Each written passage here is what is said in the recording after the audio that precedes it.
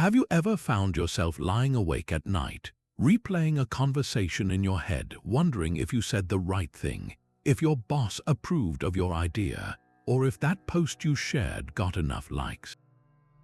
That gnawing feeling, that quiet hum of anxiety about what others think of you, is something almost all of us have experienced. It's a deeply human struggle, this craving for external validation, and in our hyper-connected world, it can feel more intense than ever. But what if you could quiet that noise? What if you could find a source of confidence and self-worth that didn't depend on anyone else's opinion? This isn't just a modern self-help idea. It's a challenge that an ancient philosophy was built to solve. Stoicism, developed over 2,000 years ago, offers a surprisingly practical and powerful toolkit for this exact problem. Its teachings aren't about suppressing emotion, but about mastering your perspective, about building an inner citadel so strong that the opinions of others simply lose their power to disrupt your peace. This video is your guide to that very transformation. We're going to walk through 25 profound Stoic lessons, each one a stepping stone on the path away from approval seeking and toward genuine inner freedom. This is more than just a list, it's a roadmap. We'll explore how to distinguish what is within your control from what is not, how to reframe criticism not as a personal attack but as irrelevant noise, and how to cultivate a sense of self-validation that is unshakable. The Stoics, thinkers like Marcus Aurelius, Seneca, and Epictetus, faced immense political pressure, public scrutiny, and personal turmoil, yet they wrote extensively about maintaining their integrity and peace of mind. Their wisdom is as applicable to navigating office politics or social media today as it was to navigating the Roman Senate, so consider this an invitation to a different way of being. This journey we're about to embark on is fun, it's empowering, and it's deeply liberating. We're going to dismantle the habits that keep you chained to other people's opinions and rebuild a mindset centered on your own principles and values. By the end, you won't just understand these ideas intellectually, you'll have a clear, actionable plan to internalize them. Get ready to reclaim your mental real estate and discover what it truly means to be free from the need for approval. Let's begin with the first and perhaps most fundamental Stoic lesson. That first step on the path to freedom is recognizing a simple, profound truth that the Stoics call the dichotomy of control. Picture your mind as a fortress. Inside the walls is everything that truly belongs to you. Your own judgments, your values, your intentions, and the actions you choose to take. This is your sovereign territory. Outside the walls lies everything else: the weather, the traffic, the stock market, and crucially, what other people think, say, and feel about you. Their opinions, their approvals, their criticisms, all of that exists outside your gates. The relentless anxiety of seeking approval comes from a fundamental mistake. We keep trying to command the forces outside our walls, and we grow exhausted and frustrated when they refuse to obey. The ancient teacher Epictetus, who began his life as a slave, put it bluntly: some things are within our control while others are not. He argued that our peace of mind depends entirely on accepting this division and focusing our energy only on what is ours to command. Let's make this concrete. Imagine you've worked for weeks on a project proposal. You present it to your team with passion and care. Afterwards, a colleague pulls you aside and says, "Honestly, I thought it was a weak idea." That comment, that opinion, now exists. It is an external event, like a cloud passing in the sky. You have zero control over the fact that your colleague formed that judgment. Where you do have complete control is in your own citadel, in how you judge that comment. You can choose to see it as a devastating personal failure, your mind spiraling into stories about your own inadequacy. Or you can see it for what it is, one person's perspective, data you can consider calmly. You can assess it for useful feedback, discard the unhelpful tone, and reaffirm your own reasoned decision to present the idea.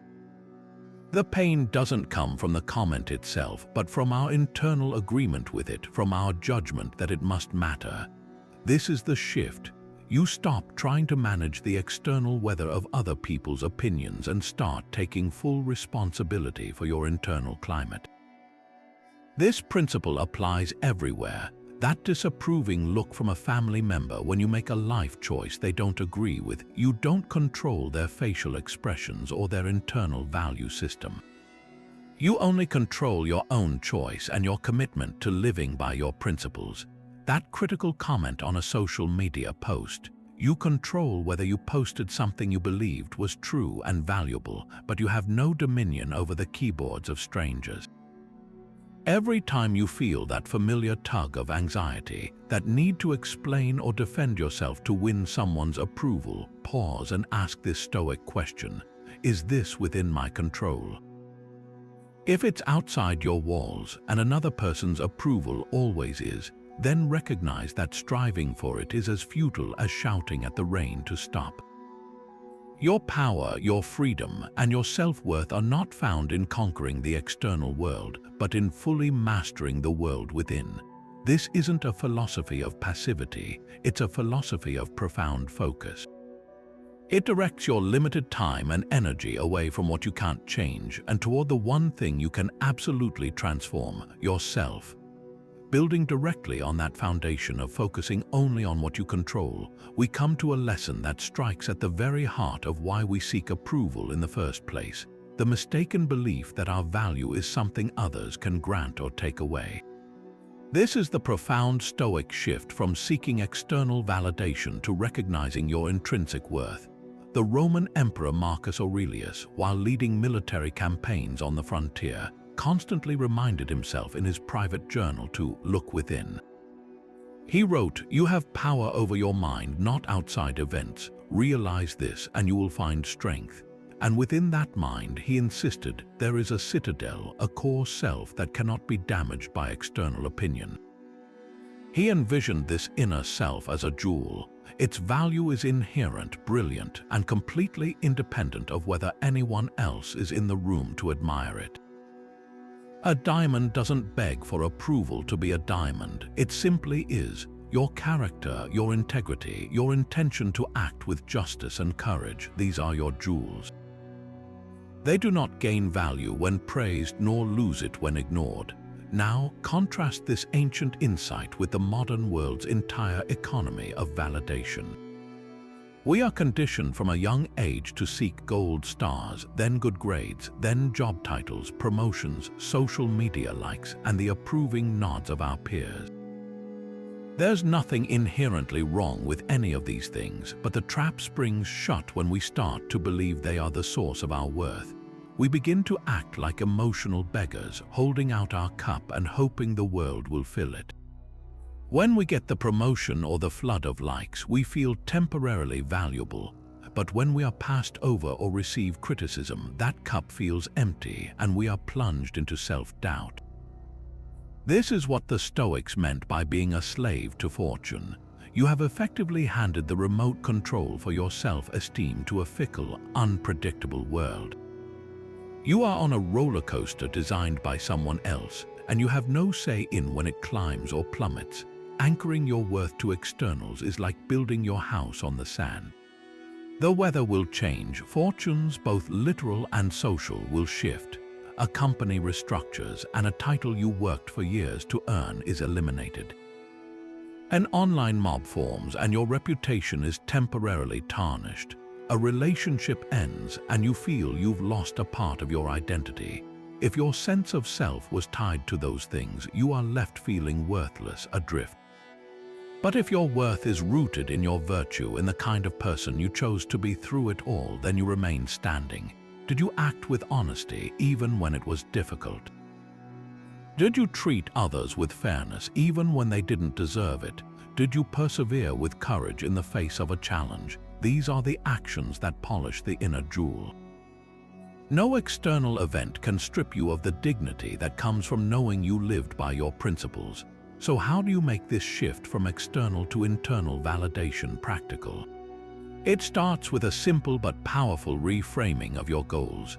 Instead of setting a primary goal of getting a promotion, which is ultimately in someone else's control, your primary goal becomes doing my work with excellence, diligence, and integrity. The promotion might be a preferred outcome, a welcome bonus, but it is not the measure of your success. Your success is internal, it's in the doing. Similarly, instead of seeking to be liked by everyone, your goal is to be kind, respectful, and just in your interactions. Whether someone likes you or not becomes their business, not yours. This isn't about becoming arrogant or dismissive of others. It's about becoming so secure in your own self-assessment that you no longer need others to constantly reassure you of your place in the world. You stop looking for mirrors to see your reflection and start knowing your own face. When you truly grasp that your worth was never on the table for negotiation, a deep, unshakable calm begins to settle in. The chase is over. You are already home. With the foundation of intrinsic worth firmly in place, we can now address a common trap that even the most well-intentioned person can fall into: the confusion between who you are and what people say about you. This brings us to our third lesson, a distinction that the Stoic teacher Epictetus emphasized with relentless clarity. Focus on your character, not your reputation. Your character is your inner architecture, the sum of your virtues, your intentions, and the choices you make when no one is watching. It is, as Epictetus said, your own workmanship. Your reputation, on the other hand, is nothing more than a story told by others. It's an external impression, a flickering shadow on a wall that you can neither control nor fully trust. The moment you tie your sense of self to that shadow, you hand over your autonomy to the whims, biases, and limited perceptions of everyone around you. Think of your character as a well-crafted sword, forged in the fires of your own discipline and moral choice. It is solid, real, and effective. Your reputation is merely the sound that sword makes when it is swung, an echo that travels, distorts, and eventually fades, entirely dependent on the ears of the listener. An obsession with reputation is like a blacksmith who spends all day listening for the echo of his last strike, instead of focusing on the quality of the metal he is hammering. The work never improves and the sword remains weak because his attention is fixated on the one thing he cannot directly shape. This is the ultimate distraction. While you are anxiously monitoring your social media notifications or worrying about what a colleague might have said about you in a meeting, you are neglecting the only thing that truly matters, the ongoing project of building a person of integrity, courage, and wisdom. The historical context of the Stoics makes this lesson even more powerful. Epictetus was a former slave. Marcus Aurelius was the emperor of Rome. One lived at the bottom of the social hierarchy, the other at the very top. And yet, both delivered the same urgent message: your reputation is irrelevant. For Epictetus, who had no social standing to protect, this was a liberating truth. His worth was entirely in his character and his teachings. For Marcus Aurelius, who was constantly surrounded by flatterers, plotters, and critics, this was an essential defense mechanism. In his meditations, he repeatedly reminds himself to ignore the praise and the slander, writing that the noise of the court is just the chatter of crows. He knew that believing his own positive press could be just as damaging as being wounded by negative gossip. In both cases, the focus had to remain inward on the quality of their own judgments and actions, not outward on the ever-shifting public narrative. So how do we, in our modern lives, make this practical shift from worrying about our reputation to working on our character? The Stoics had a powerful daily practice for this exact purpose: the evening review. Instead of lying in bed ruminating over how you are perceived, did I sound smart in that presentation? Does my boss think I'm competent? You turn the spotlight away from others and onto your own conduct. You ask yourself a different set of questions entirely. Where did I act in alignment with my values today? Was I fair in my dealings? Did I exhibit patience when I was frustrated? Did I have the courage to speak a difficult truth? This is not an exercise in self-criticism. It is an exercise in honest self-assessment. You are examining the material you are using to build your inner citadel. Did you use the strong brick of integrity or the weak straw of deceit? Did you reinforce the walls with courage, or did you let fear create a crack? This simple shift in your nightly routine changes everything. It moves the locus of control back to where it belongs, with you. You cannot know for certain what others are thinking, and trying to guess is a recipe for anxiety. But you can know with absolute certainty whether you tried your best to be a good person. That is your business, that is your domain. When you make this practice a habit, you begin to care less about the external scoreboard of reputation and more about the internal standard of character. The positive opinion of others becomes a pleasant but non-essential side effect of living well rather than the goal itself, and the negative opinions. They become like data points. You can assess them for any useful grain of truth, but if there is none, you can let them go, recognizing them as mere echoes that have no power to define the solid metal of who you are. The goal is not to have a spotless reputation, but to have a character so strong that even a tarnished reputation cannot diminish it. Now, let's move from the philosophical foundation to a remarkably practical technique the Stoics used to inoculate themselves against the fear of disapproval. This is the fourth lesson, the practice of negative visualization, or as the Romans called it, premeditatio malorum, the premeditation of evils. At first glance, this might sound pessimistic or even morbid. Why would you willingly imagine things going wrong? But this is not an exercise in fear-mongering. It is a profound exercise in fear-proofing. The Stoics understood that our anxiety about what others think is often rooted in a vague, unexamined dread of social consequences. We fear being laughed at, rejected, or publicly shamed, but we keep these fears as shadowy monsters in the closet of our minds, giving them power through our refusal to look at them directly. Negative visualization is the act of turning on the light, pulling those monsters out, and examining them calmly in the cold light of reason. Here's how it works in the context of approval seeking. Let's say you have a deep-seated fear of public speaking because you're terrified of saying something foolish and being judged by the audience. Instead of trying to suppress that fear, you actively and deliberately engage with it. You sit down in a quiet moment and you mentally rehearse the scenario in vivid detail. You imagine walking onto the stage, your notes in hand, and as you begin to speak, you fumble your words. You see a few people in the front row smirk, someone in the back audibly scoffs. Perhaps you completely blank on a key point and have to stand there in awkward silence before shuffling off the stage. You feel the heat of embarrassment, the sting of humiliation, but then, and this is the crucial part, you continue the mental narrative, you walk off stage. The world does not end, the sun continues to rise the next morning. You go home to your family or your friends. You have other projects to work on. You realize that you have survived. The judgment of that room, as painful as it felt in the moment, did not break you. It was an unpleasant experience, but it was not a catastrophic one. This mental rehearsal serves two powerful purposes. First, it desensitizes you. By repeatedly visiting this feared scenario in your imagination, you strip it of its emotional novelty and shock value. The first time you imagine it, the anxiety might be intense. The 5th or 10th time, it feels more like a familiar story, a predictable sequence of events. You become the author of the narrative rather than its terrified potential victim. The second purpose is even more liberating. It reveals your own resilience. The exercise forces you to confront the truth that you are far more capable of handling adversity, including social adversity, than your anxious mind gives you credit for.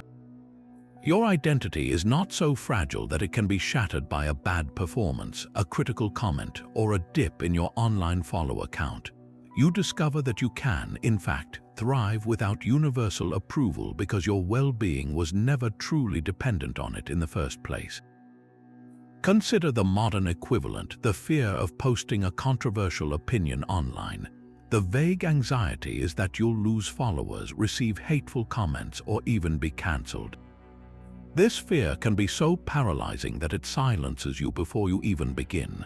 Now apply negative visualization. Sit down and vividly imagine the worst-case scenario. You post your thoughtful take, a wave of negative comments floods in, your follower count drops by a few hundred, a couple of people make personal, hurtful attacks.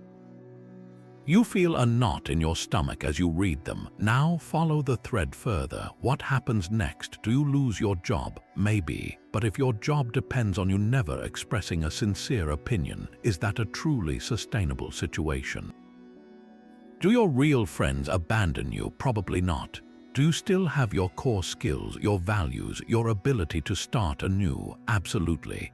By walking through the entire sequence, you realize that the initial social backlash, while uncomfortable, is not an existential threat. It's a storm you can weather. This realization doesn't make you reckless, it makes you courageous. It allows you to speak your truth, not because you are guaranteed approval, but because you have already made peace with the possibility of disapproval. This practice was a regular part of a Stoic's mental hygiene. Seneca would advise his friends to set aside time to contemplate the potential loss of their wealth, their status, or even their loved ones. He wasn't trying to make them sad, he was trying to make them strong and grateful. He wrote that we suffer more in imagination than in reality, and by confronting the worst in our minds, we rob real-life setbacks of their power to surprise and destabilize us. When you have already calmly accepted the possibility of public ridicule, the actual experience of a few critical comments feels like a minor event you've prepared for, rather than a devastating ambush. Your emotional charge toward seeking validation diminishes because you've seen the blueprint of what you fear, and you've confirmed that the structure is still standing afterward. You are no longer a slave to the hope that everything will go perfectly. You become the master of your response no matter how things go. This is the ultimate freedom that premeditatio malorum offers, the quiet confidence that comes from knowing you are prepared for life's inevitable rejections and stumbles. Once you've faced your fears directly through negative visualization, another powerful technique awaits to dissolve them from an entirely different angle.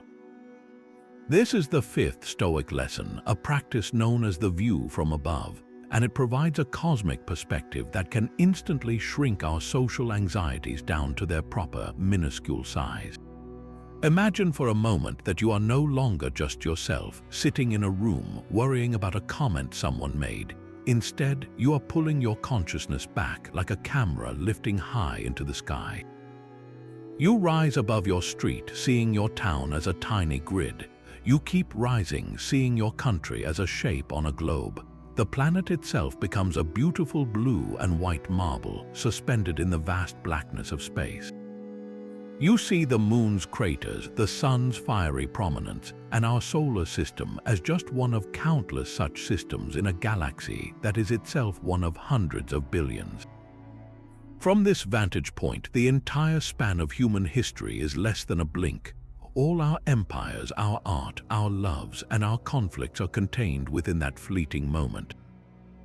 Now bring your focus back to that one thing that was causing you so much distress, the disapproving glance from a coworker, the critical email from a client. Where is it in this cosmic picture? It is a subatomic event in a nanosecond of time, occurring on a speck of dust floating in an infinite cathedral. This is not meant to make you feel insignificant in a depressing way, but to provide the ultimate liberation. The weight you assigned to that moment of disapproval was an illusion of proximity, a trick of the ego that convinces us our little drama is the center of the universe. The view from above shatters that illusion. It reveals that the person whose approval you crave is, in the grand scheme, just as transient and small as you are.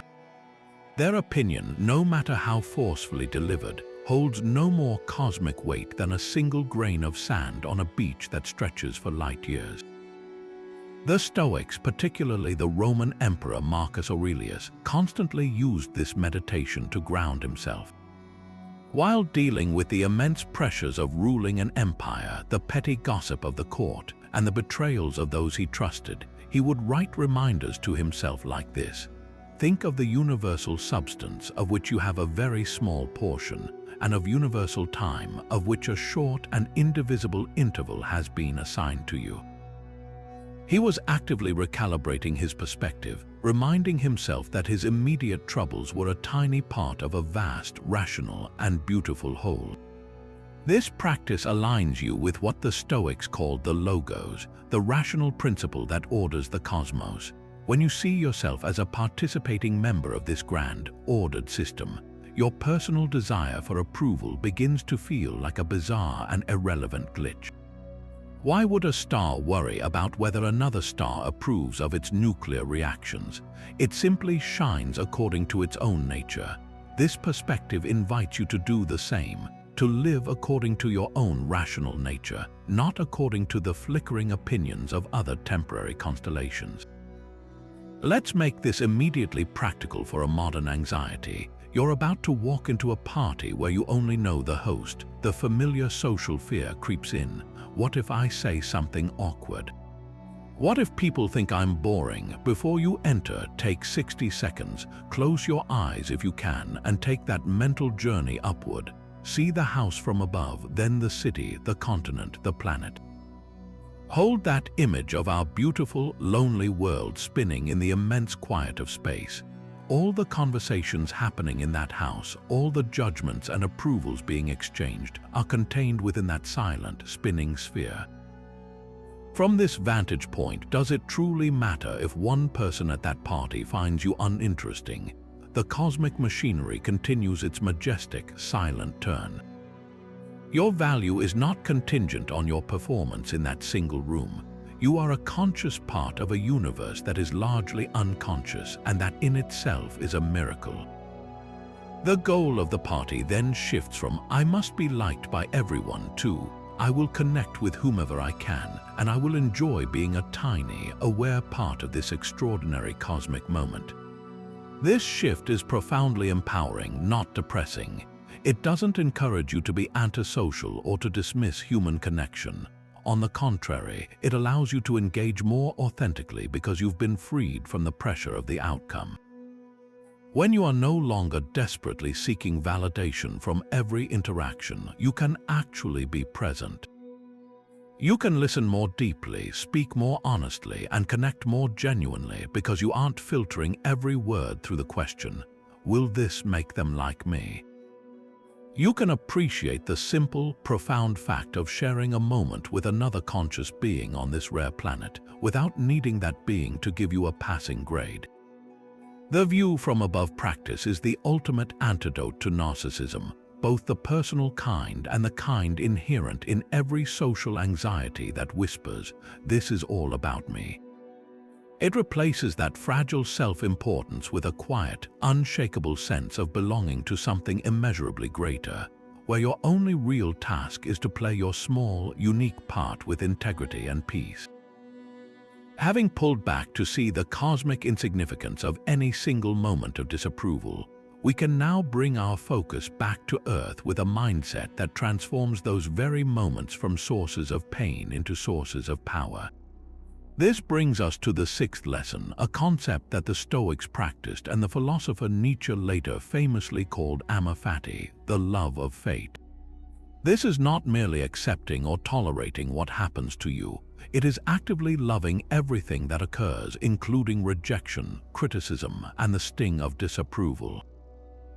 It's the radical decision to see every event, especially the difficult and unwelcome ones, as not just something to be endured, but as a necessary and welcome part of your unique path. Imagine your life as a masterfully woven tapestry. From the front, you see the beautiful picture, the successes, the approvals, the joyful moments. But the Stoic learns to love the back of the tapestry just as much, where the knots are tied, the threads are tangled, and the process is messy. That's where the strength and integrity of the entire piece comes from. Every critical comment, every rejection, every no is one of those essential knots.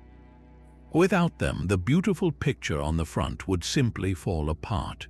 The core of Amor Fati is the understanding that a life without obstacles is not a good life, it's a weak life. Just as a muscle must be stressed and torn to grow stronger, your character needs resistance to develop resilience. Think of criticism as the weight you lift in the gym of your soul. You wouldn't walk into a gym and get angry at the dumbbell for being heavy. You recognize its weight is the very thing that will make you stronger. In the same way, why would you resent the person whose disapproval provides the exact resistance your character needs to grow? The Stoic philosopher King Marcus Aurelius framed it as a partnership with nature itself, writing, "A blazing fire makes flame and brightness out of everything that is thrown into it." The goal is to become that fire, transforming the wet logs of criticism and rejection into the very energy that fuels your inner light. A lack of approval is not an obstacle blocking your path, it is the path. It is the rugged terrain that makes you a sure-footed traveler. Let's make this practical with a modern scenario. You pitch a bold, innovative idea to your company's leadership. You've poured your heart into it and you present it with passion. Instead of the enthusiastic approval you hoped for, you are met with skepticism. The project is shot down. The immediate, untrained reaction is dejection, self-doubt, and maybe resentment toward the executives who didn't see your vision. But the practitioner of Amor Fati takes a deep breath and makes a conscious shift. They say to themselves, "Good, this is exactly what I needed." Why is it good? Because it tests your conviction. Do you truly believe in this idea, or did you only believe in it if it was immediately praised? This no gives you the opportunity to practice perseverance. It invites you to refine your pitch, to gather more data, to build a stronger case, or it might force you to have the courage to let go and pivot to an even better idea. The rejection isn't a stop sign, it's a detour that might just lead you to a more scenic route you never would have discovered otherwise. This mindset applies with equal force to personal criticism. Imagine a friend tells you in a moment of frustration that you can be inconsiderate. The default reaction is to become defensive, to list all the ways you are considerate, to attack their character in return, to seek to win the argument and regain their approval. The Amor Fati approach is different. You receive the comment not as an attack but as a gift, however poorly wrapped. You calmly ask, "Is there truth in this?" If there is, you have been handed a priceless map to a blind spot in your character. This is an opportunity for genuine growth that you would have otherwise missed. If upon honest reflection you find no truth in it, then the comment is still a gift. It is the gift of practicing your resolve. It's a test of your inner fortress. Can a single critical comment breach your walls, or do you have the strength to examine it, find it lacking, and then let it go without letting it disturb your peace? Every time you can do that, your stoic muscles grow a little stronger. You learn to love the test itself because it proves your growing strength. Ultimately, loving your fate, including the fate of being criticized, is about reclaiming your narrative authority. You are no longer a passive character in a story written by the opinions of others, hoping for a happy ending where everyone likes you. You become the author, and a good author knows that a compelling story needs conflict, challenges, and setbacks for the protagonist to overcome.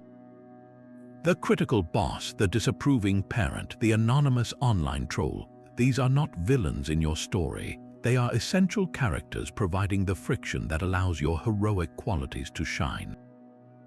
They are the ones who give you the chance to demonstrate integrity, patience, and unwavering self-respect. When you can genuinely look at a moment of social friction and say, "This too is for my benefit," you have achieved a level of emotional freedom that is almost unassailable. You have stopped fighting reality and have started dancing with it, finding the rhythm even in the discords of life. That powerful idea of loving your fate, of embracing even criticism as a gift, naturally leads to a critical question. Does this mean we should value all criticism equally? Should the harsh words of an anonymous online troll be given the same weight as the thoughtful feedback of a trusted mentor? This brings us to our seventh lesson, a principle drawn directly from the razor-sharp wisdom of Seneca: the opinion of the fool is worthless. In one of his letters to his friend Lucilius, Seneca cuts to the heart of the approval-seeking dilemma with stunning clarity. He writes, "What does it matter how many approve you if the ones who approve are fools?" You ask me to say what you should consider it most important to avoid. My answer is this: a mass audience. Seneca is telling us that seeking universal approval is not just futile, it's fundamentally irrational. It's like walking into a library and caring more about the opinions of those who have never read a book than the opinions of the scholars and librarians. When you seek validation from everyone, you automatically dilute the value of any single opinion, and you grant influence to people who may be completely unqualified to judge you or your work. So, what defines a fool in the Stoic sense? It isn't simply a lack of intelligence. A fool, for Seneca, is anyone who is ignorant of what is truly good and evil, someone who lives by flawed values, who prioritizes wealth, status, and pleasure over virtue, wisdom, and integrity. It is someone driven by envy, gossip, and shallow judgments. Think about the dynamics of social media. The person who leaves a venomous comment on a post about a complex social issue may be utterly uninformed on the topic, driven purely by tribal emotion. Their opinion, delivered with such conviction, is in reality worthless noise. Or consider a coworker who judges your career path based solely on salary and job title, with no understanding of your personal values, your need for creative fulfillment, or your desire for a balanced life. Their approval, if you were to get it, would be based on a value system that is alien to your own. To crave their validation is to betray your own soul's compass.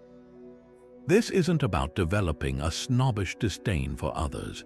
It is about applying a rational filter to the vast ocean of social feedback we swim in every day. The Stoic project is one of building a life of purpose and peace. To do that, you must be exceptionally careful about whose voice you allow to have a seat at your inner council. You wouldn't take financial advice from someone who is bankrupt, and you wouldn't take health advice from someone who chain smokes. In the same way, you should not take life advice or allow your self-worth to be shaped by someone who is spiritually and morally bankrupt, someone who lives a life of complaint, negativity, and vice. Their opinion on your character or your choices holds no more weight than their opinion on quantum physics. They simply lack the qualifications. This raises the crucial flip side of the lesson. If the opinion of the fool is worthless, whose opinion might actually hold value? The Stoics pointed to the ideal of the wise person or the sage. Now, they admitted that a perfectly wise person is as rare as a phoenix, but we can use this ideal as a guiding star to identify whose feedback is worth our attention. A person whose opinion might be valuable is someone who consistently demonstrates virtue in their own life. They are marked by integrity, their words and actions align. They exhibit courage not by the absence of fear, but by acting rightly in spite of it. They practice justice, treating others with fairness, and they possess wisdom, which means they think before they speak. Their feedback is constructive rather than destructive, and it is aimed at helping you grow, not at making themselves feel superior. Think about the people in your own life. Is there someone whose critique, even when it stings, you know comes from a place of genuine care and a desire to see you improve? That is the voice worth listening to. It might be a mentor who has walked the path before you, a friend who has earned your trust through years of unwavering support, or even a respected author or thinker whose works you study. The key distinction is that their feedback is not about your social standing or their personal taste. It is about your character and your alignment with your own professed values. They are like a skilled coach watching your form, pointing out the subtle adjustments that will make you stronger and more effective, not a random spectator in the stands booing because you aren't playing the game the way they would. Applying this filter transforms how you move through the world. When you receive criticism, your first internal question is no longer a panicked, "Do they not like me?" Instead, it becomes a calm, diagnostic inquiry. What is the source of this opinion? Does this person have a track record of wisdom? Are they speaking from a place of knowledge and virtue or from ignorance and spite? If it's the latter, you can practice a mental gesture of dismissal. You don't need to argue with them or even respond. You can simply note, "This is the opinion of a fool," and let it pass by like a cloud, leaving no trace on the landscape of your mind. This is not arrogance, it is the ultimate form of intellectual and emotional discernment. You are taking back the power to decide what is true and valuable about yourself, refusing to let that power be scattered to the winds of popular opinion. You stop trying to win a popularity contest and start focusing on the only review that ultimately matters, your own honest self-assessment, guided by the timeless principles of wisdom and virtue. This discipline of filtering whose opinion we value leads us directly to the next practical skill we can cultivate, mastering our own speech. The 8th lesson is about learning to speak only when necessary and with purpose, a practice deeply rooted in the Stoic virtue of temperance. In our modern world, where communication is constant and often impulsive, we have more avenues than ever to seek validation through our words. We post a carefully crafted photo, anxiously awaiting the comments and likes. We dominate a conversation, subtly steering it toward our own achievements to bask in the admiration of others. We offer unsolicited opinions on topics we know little about, simply to feel included and heard. Every one of these moments is a small leak of our personal power, a tiny hand extended outward, hoping someone will fill it with the currency of approval. The Stoic remedy is to turn that hand inward and cultivate a disciplined silence, choosing to speak only when our words serve a purpose greater than our own need to be validated. The ancient Stoics saw excessive or purposeless speech as a sign of a disordered soul. Epictetus, with his characteristic bluntness, devoted a significant portion of his teachings to the topic. He said, "Don't speak about your philosophical principles but abide by them.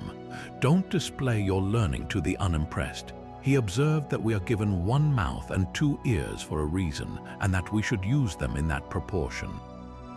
This isn't about advocating for shyness or social withdrawal. It's about strategic communication. When you feel the compulsive urge to speak, to share, to boast, or to defend yourself, the Stoic asks a simple but transformative set of questions. Are these words true? Are they kind? Are they necessary? If they fail any one of these tests, the disciplined choice is to remain silent.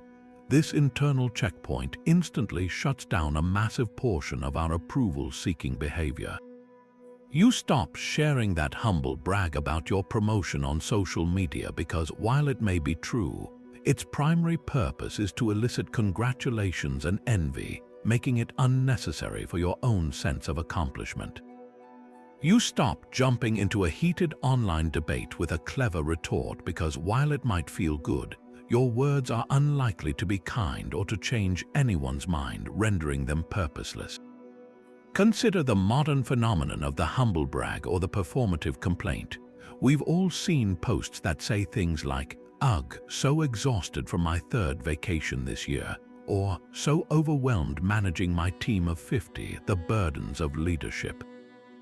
These are not genuine expressions of feeling, they are carefully disguised bids for validation. They scream, "Look how successful and important I am."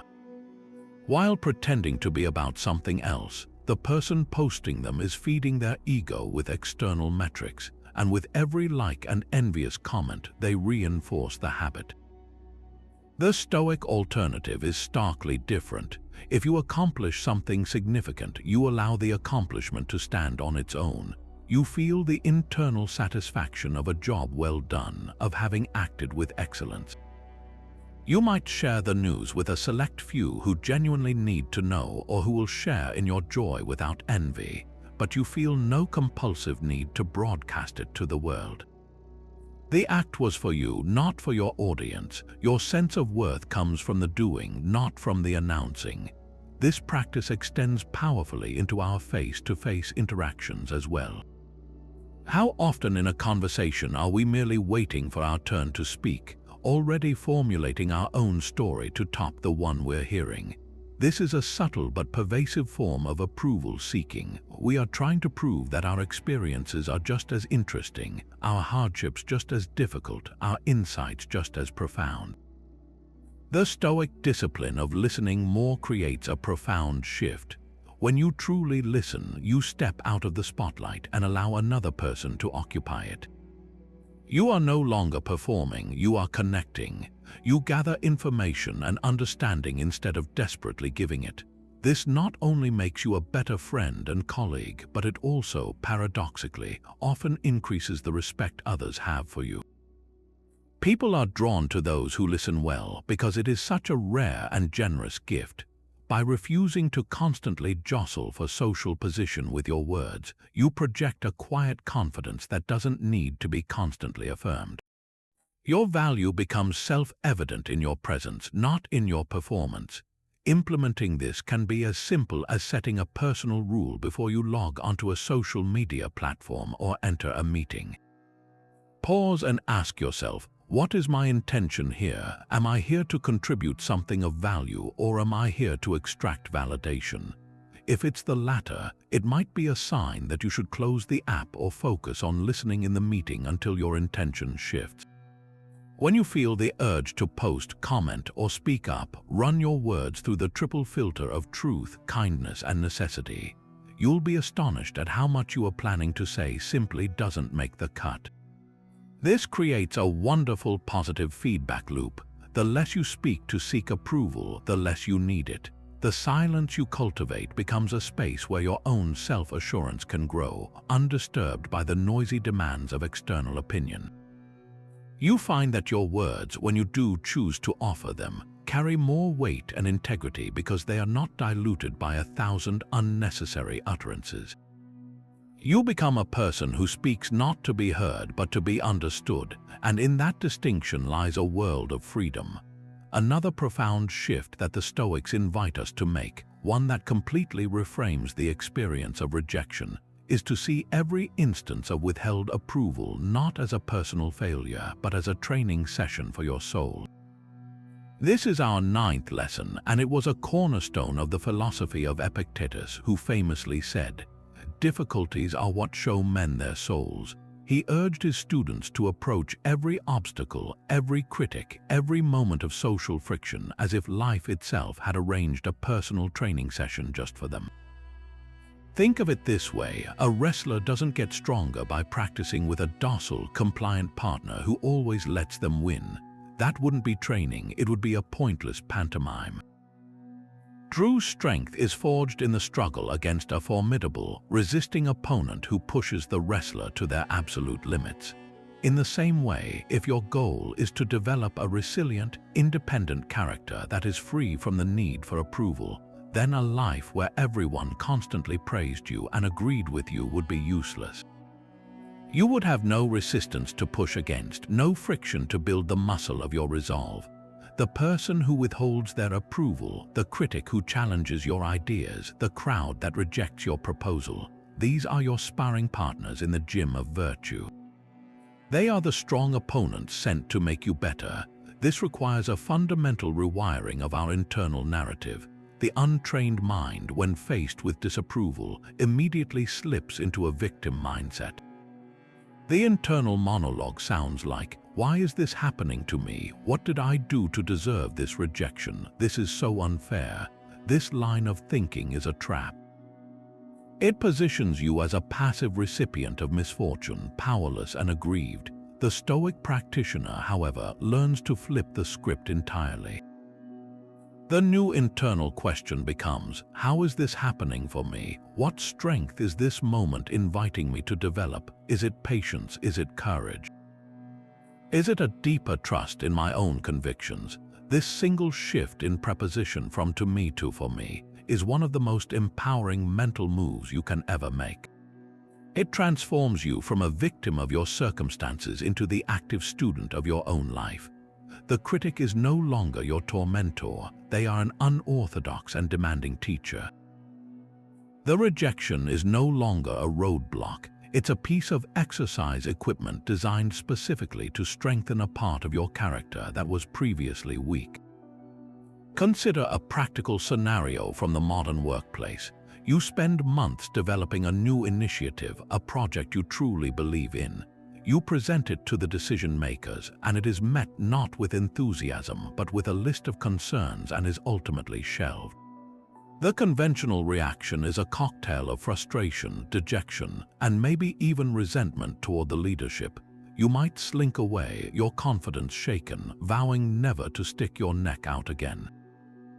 But if you apply this ninth lesson, you take a completely different path. You see the rejection not as a verdict on your worth, but as a training session in resilience and persuasion. You ask yourself, what did this teach me? My idea was clearly not communicated persuasively enough to overcome their objections. That's a skill I need to develop. Or perhaps my idea needed more rigorous data to support it. That's a discipline I can improve. The rejection becomes a detailed feedback report on your current abilities, highlighting the exact areas where you need more training. It didn't happen to you to crush your spirit. It happened for you to reveal a critical path for your professional and personal growth. The next time you step into that room, you are not the same person. You are stronger, better prepared, and more resilient because of the previous defeat. This mindset is incredibly liberating in personal relationships as well. Imagine you make a heartfelt effort to connect with a family member, only to have them dismiss your attempts or respond with coldness. The old pattern would be to take it personally, to feel hurt and withdraw, perhaps seeking to punish them with your own silence. The Stoic reframe is to see this coldness as a training session in emotional sovereignty and unconditional virtue. The lesson here isn't about winning their affection. It's about learning to act with kindness and integrity, even when you are not receiving any emotional reward for it. Can you be a good person even when no one is applauding your efforts? Can you offer warmth even when you are met with a chill? This is the advanced training. Their withheld approval is the resistance that strengthens your ability to love without demanding anything in return. It forges a love that is given freely from your own abundance, not a transaction where you are merely bartering kindness for validation. When you can do this, you achieve a level of emotional freedom that makes you incredibly stable and self-contained in all your relationships. Ultimately, embracing this perspective allows you to walk through life with the quiet confidence of an athlete in perpetual training. You stop seeing critics as enemies and start seeing them as essential coaches. You no longer dread social challenges. You welcome them as opportunities to test your progress. A difficult conversation becomes a chance to practice grace under pressure. A public failure becomes a drill in humility and recovery. A season of being overlooked becomes an endurance workout for your patience. Every single interaction holds the potential not for you to gather approval, but for you to practice and demonstrate virtue. This is how you build an inner fortitude that is unshakable. You realize that life isn't about avoiding the rain, but about learning to dance in it, grateful for the strength you build with every step.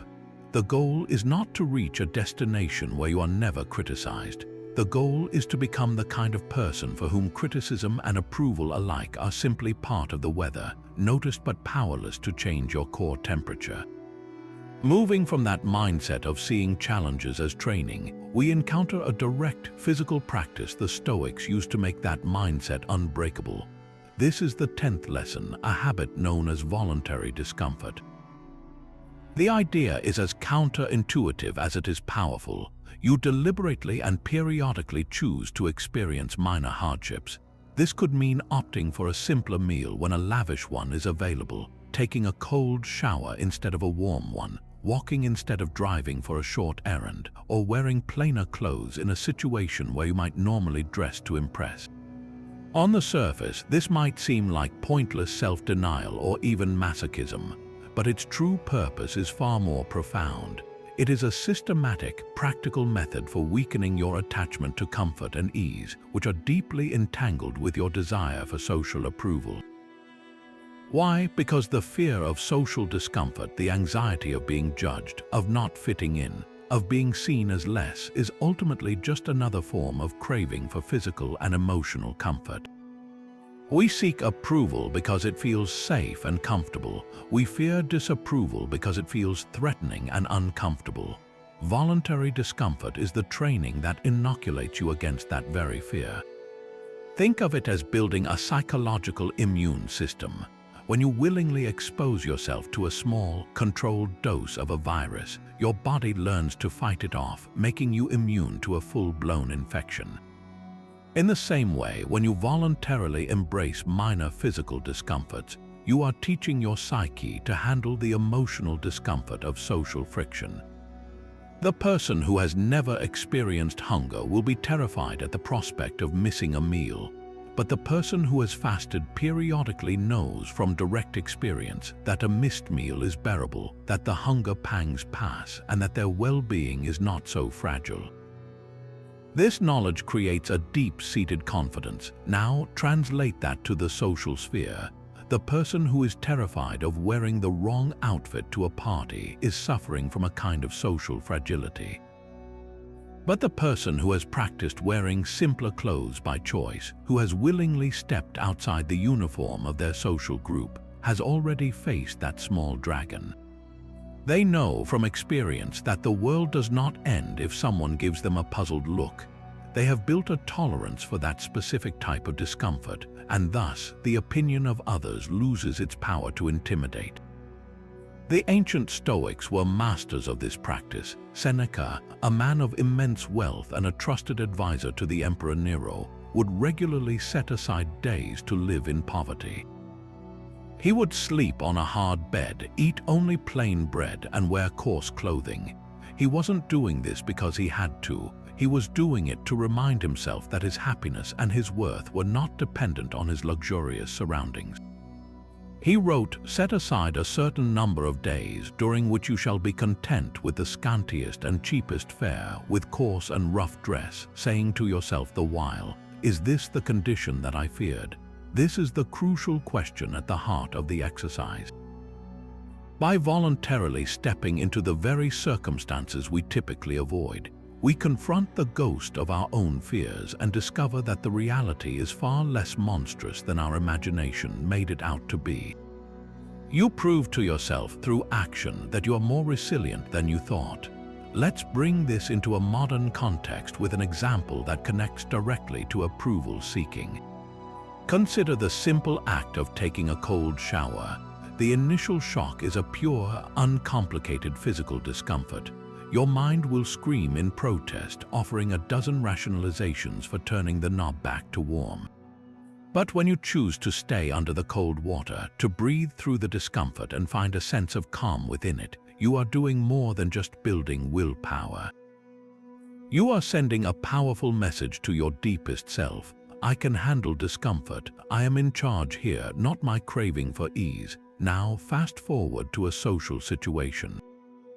Your friend makes a snide remark about your career choice.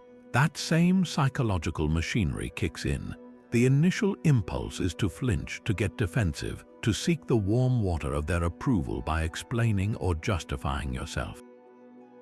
But because you've practiced embracing discomfort, you have a new, stronger neural pathway. You can feel the social cold shock, breathe through it, and respond with calm detachment rather than reactive anxiety. You've built a buffer between the external event and your internal reaction. This practice systematically dismantles the link between external conditions and internal peace. When you are accustomed to physical comfort, any disruption feels like a personal offense. The slow internet connection, the traffic jam, the lukewarm coffee, these minor irritations can ruin your morning because your baseline for contentment is set at a high level of ease. This same principle applies to social comfort. If your sense of self requires a constant stream of positive social feedback, then a single critical comment or a social snub can feel catastrophic. Voluntary discomfort resets that baseline. It teaches you to find contentment and even strength in conditions that are less than ideal. You learn that you can be perfectly happy and in fact quite powerful even when you are a little cold, a little hungry, or a little outside the fashionable norm. This inner flexibility makes you socially agile. You no longer need to control your environment, including the people in it, to feel okay.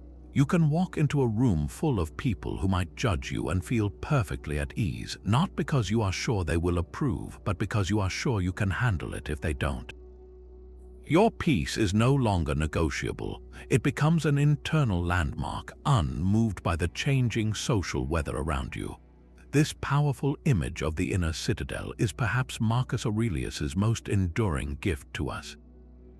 Picture your mind not just as a house, but as a fortified city on a hill, with high, impenetrable walls and a single, massive gate that is controlled only from the inside. Within these walls lies everything that is truly you, your core values, your capacity for reason, your ability to choose your judgments, and your sovereign peace of mind. This is your sanctuary, your command center. Now, outside these walls, the world is in constant motion. There are travelers and traders, friends and foes, and yes, there are people shouting opinions, firing arrows of criticism, and sometimes even laying siege with their demands and expectations. But here is the Stoics' ultimate realization. Those shouts and arrows, no matter how loud or sharp, cannot breach the walls on their own. They remain outside as mere sound and motion.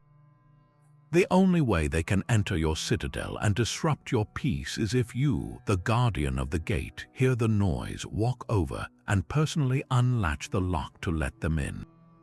Your inner peace is not violated by external events. It is surrendered by your own consent. This act of assent is the critical mechanism that the Stoics identified. When someone criticizes you, the event itself, the sound waves hitting your eardrums or the pixels forming words on a screen, is an external phenomenon and indifferent. It has no intrinsic power. The power is created the moment you internally agree with it, the moment you judge it to be true, important, and personally damaging. You turn a neutral external event into an internal crisis by swinging the gate wide open and welcoming the invader inside. Marcus Aurelius, the most powerful man in the known world, constantly reminded himself of this. He was surrounded by sycophants seeking favor and rivals plotting his downfall. In his private journal, he wrote, "You have power over your mind, not outside events. Realize this and you will find strength." He wasn't just talking about physical events like battles or plagues. He was talking about the psychological events of gossip, slander, and public opinion. His strength came from his disciplined refusal to grant these externals entry into his inner world. He would observe them, assess them for any useful information, and then, if they were mere noise, he would leave them outside the walls where they belonged. Let's make this tangible with a modern scenario. You receive an email from a colleague that feels harsh and unfairly critical of your work. The initial, untrained reaction is a surge of adrenaline, a tightening in your chest, and a mind instantly racing with defensive arguments and feelings of injustice. In this state, you have already thrown open the gate. The criticism isn't just outside your walls anymore. You have escorted it right into the town square of your mind, where it is now shouting, causing chaos, and dictating your emotional state for the next hour or the entire day. The Stoic practice is to intercept this process at the gate.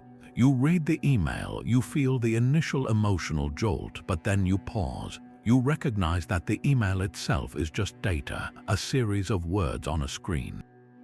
It is outside your citadel. Your next move is not to react, but to consciously decide whether this information deserves entry. You ask yourself, is there any truth here that can help me improve? Or is this simply a reflection of the sender's own bad day, their misperceptions, or their personal style of communication? If there is a kernel of truth, you can calmly invite just that one kernel inside for consideration, like allowing a single messenger with important news to enter while the rest of the angry mob remains outside. If there is no truth, you simply note, this is an external event. It does not require my assent, and you leave the gate firmly barred. The email continues to exist, but it no longer occupies your inner world. This principle extends far beyond criticism to the very foundation of our social anxieties. The feeling that you need someone's approval is itself a form of leaving your gate unguarded. You are essentially posting a sign that says, "My peace of mind is available for purchase with your validation." You hand the key to your inner citadel over to others, and then you live in a state of constant anxiety, hoping they will use it kindly. Reclaiming your sovereignty means taking that key back. It means realizing that your sense of worth, your self-esteem, and your tranquility are internal commodities. They are not for sale, nor are they dependent on the fluctuating stock market of public opinion. When you walk into a social gathering feeling nervous, it's because you have preemptively left your gate open, anxiously scanning the crowd for signs of approval to let in. The alternative is to walk in with your gate secured, knowing your value is already present within you. You can then interact freely, not as a beggar seeking emotional handouts, but as a sovereign individual choosing to engage with other sovereign individuals. You can enjoy connection without being desperate for it, and you can withstand indifference without being broken by it. This practice of guarding your inner citadel is a daily, moment-to-moment discipline. It's the mental habit of constantly checking the perimeter. When you feel your mood plummet because of a sideways glance, a terse text message, or a dip in social media engagement, that's your cue. That feeling is the alarm bell signaling that an invader may have slipped past your gates. The recovery is not to fight the invader once it's inside, but to gently escort it back out and reaffirm your control over the latch. This is the essence of emotional resilience. It doesn't mean you become a cold, unfeeling fortress isolated from the world. On the contrary, a well-guarded citadel is a place of immense creativity, joy, and connection, precisely because it is safe from hostile takeovers. When you know you can protect your core peace, you can afford to be more open, more vulnerable, and more genuinely compassionate, because you are no longer doing it from a place of neediness. Your interactions become a generous exchange from your own abundance, not a frantic attempt to fill a void within your walls. Your mind is your fortress, and the ultimate freedom is knowing that you, and only you, hold the key. Now that we've established the importance of guarding your inner citadel, the natural question becomes, what exactly are we protecting within those walls? If we are no longer to rely on the applause or criticism of the outside world to define our worth, then what inner compass will guide us? This brings us to our 12th lesson, a principle that cuts to the very heart of living a truly authentic life. Judge yourself by your own standards, not the standards of others. The Stoics called this living in accordance with nature, which for a rational human being meant living in accordance with virtue and your own reasoned principles. This is the ultimate act of taking back your sovereignty. It means you stop carrying around a checklist for success that was written by your parents, your culture, your social circle, or the glossy pages of a magazine, and you start writing your own definition of a life well lived using the indelible ink of your own core values. Consider for a moment the sheer misery of living by an externally imposed checklist. You chase the prestigious college degree not because you have a burning passion for the subject, but because it's what's expected. You climb the corporate ladder rung by rung, accumulating the title, the corner office, and the salary, yet feel a hollow emptiness inside because the work itself doesn't align with your deeper sense of purpose.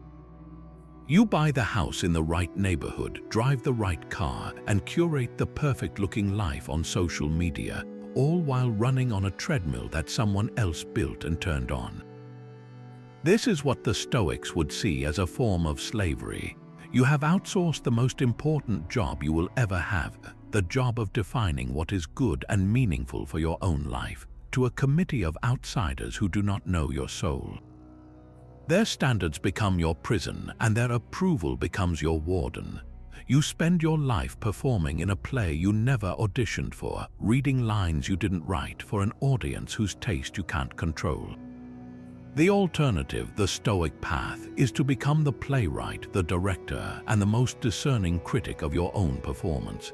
This begins with a deliberate and courageous act of self-examination. You must sit down, away from the noise, and ask yourself the most fundamental questions. What do I truly value? Not what should I value, but what, when I am utterly honest with myself, feels aligned with my nature. Is it courage? Is it creativity? Is it compassion? Is it tranquility? Is it contribution? Your personal list will be unique. For one person, a life of success might be defined by artistic expression and intellectual discovery. For another, it might be defined by building a strong, loving family and serving their local community. For a third, it might be about mastering a craft or achieving spiritual insight. There is no single, universally correct answer, only the answer that is true for you. The Stoic virtue lies not in the specific values you choose, but in the integrity with which you live by them. Let's make this practical with an exercise you can do today. Take a piece of paper or open a blank document. At the top, write, "My personal constitution." This is your declaration of independence from external validation. Below, you will define your core values, your non-negotiable principles. Don't just list words like honesty or hard work. Flesh them out. For example, if one of your values is courage, you might write, "I define courage as the willingness to speak my truth, even when my voice shakes, to take calculated risks in pursuit of my goals, and to stand up for what is right, even if I stand alone."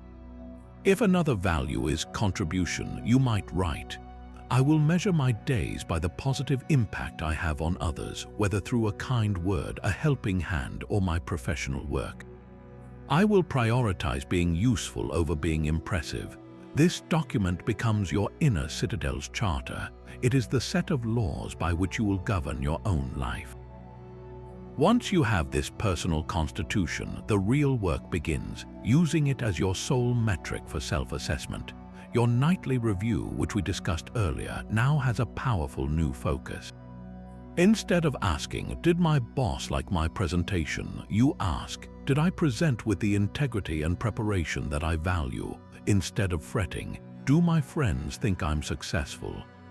You reflect, "Did I act in a way that was loyal and supportive, in alignment with my value of friendship?" This shift is revolutionary. A failure is no longer defined as failing to meet someone else's expectation. It is defined as betraying your own code. A success is no longer a promotion or a compliment.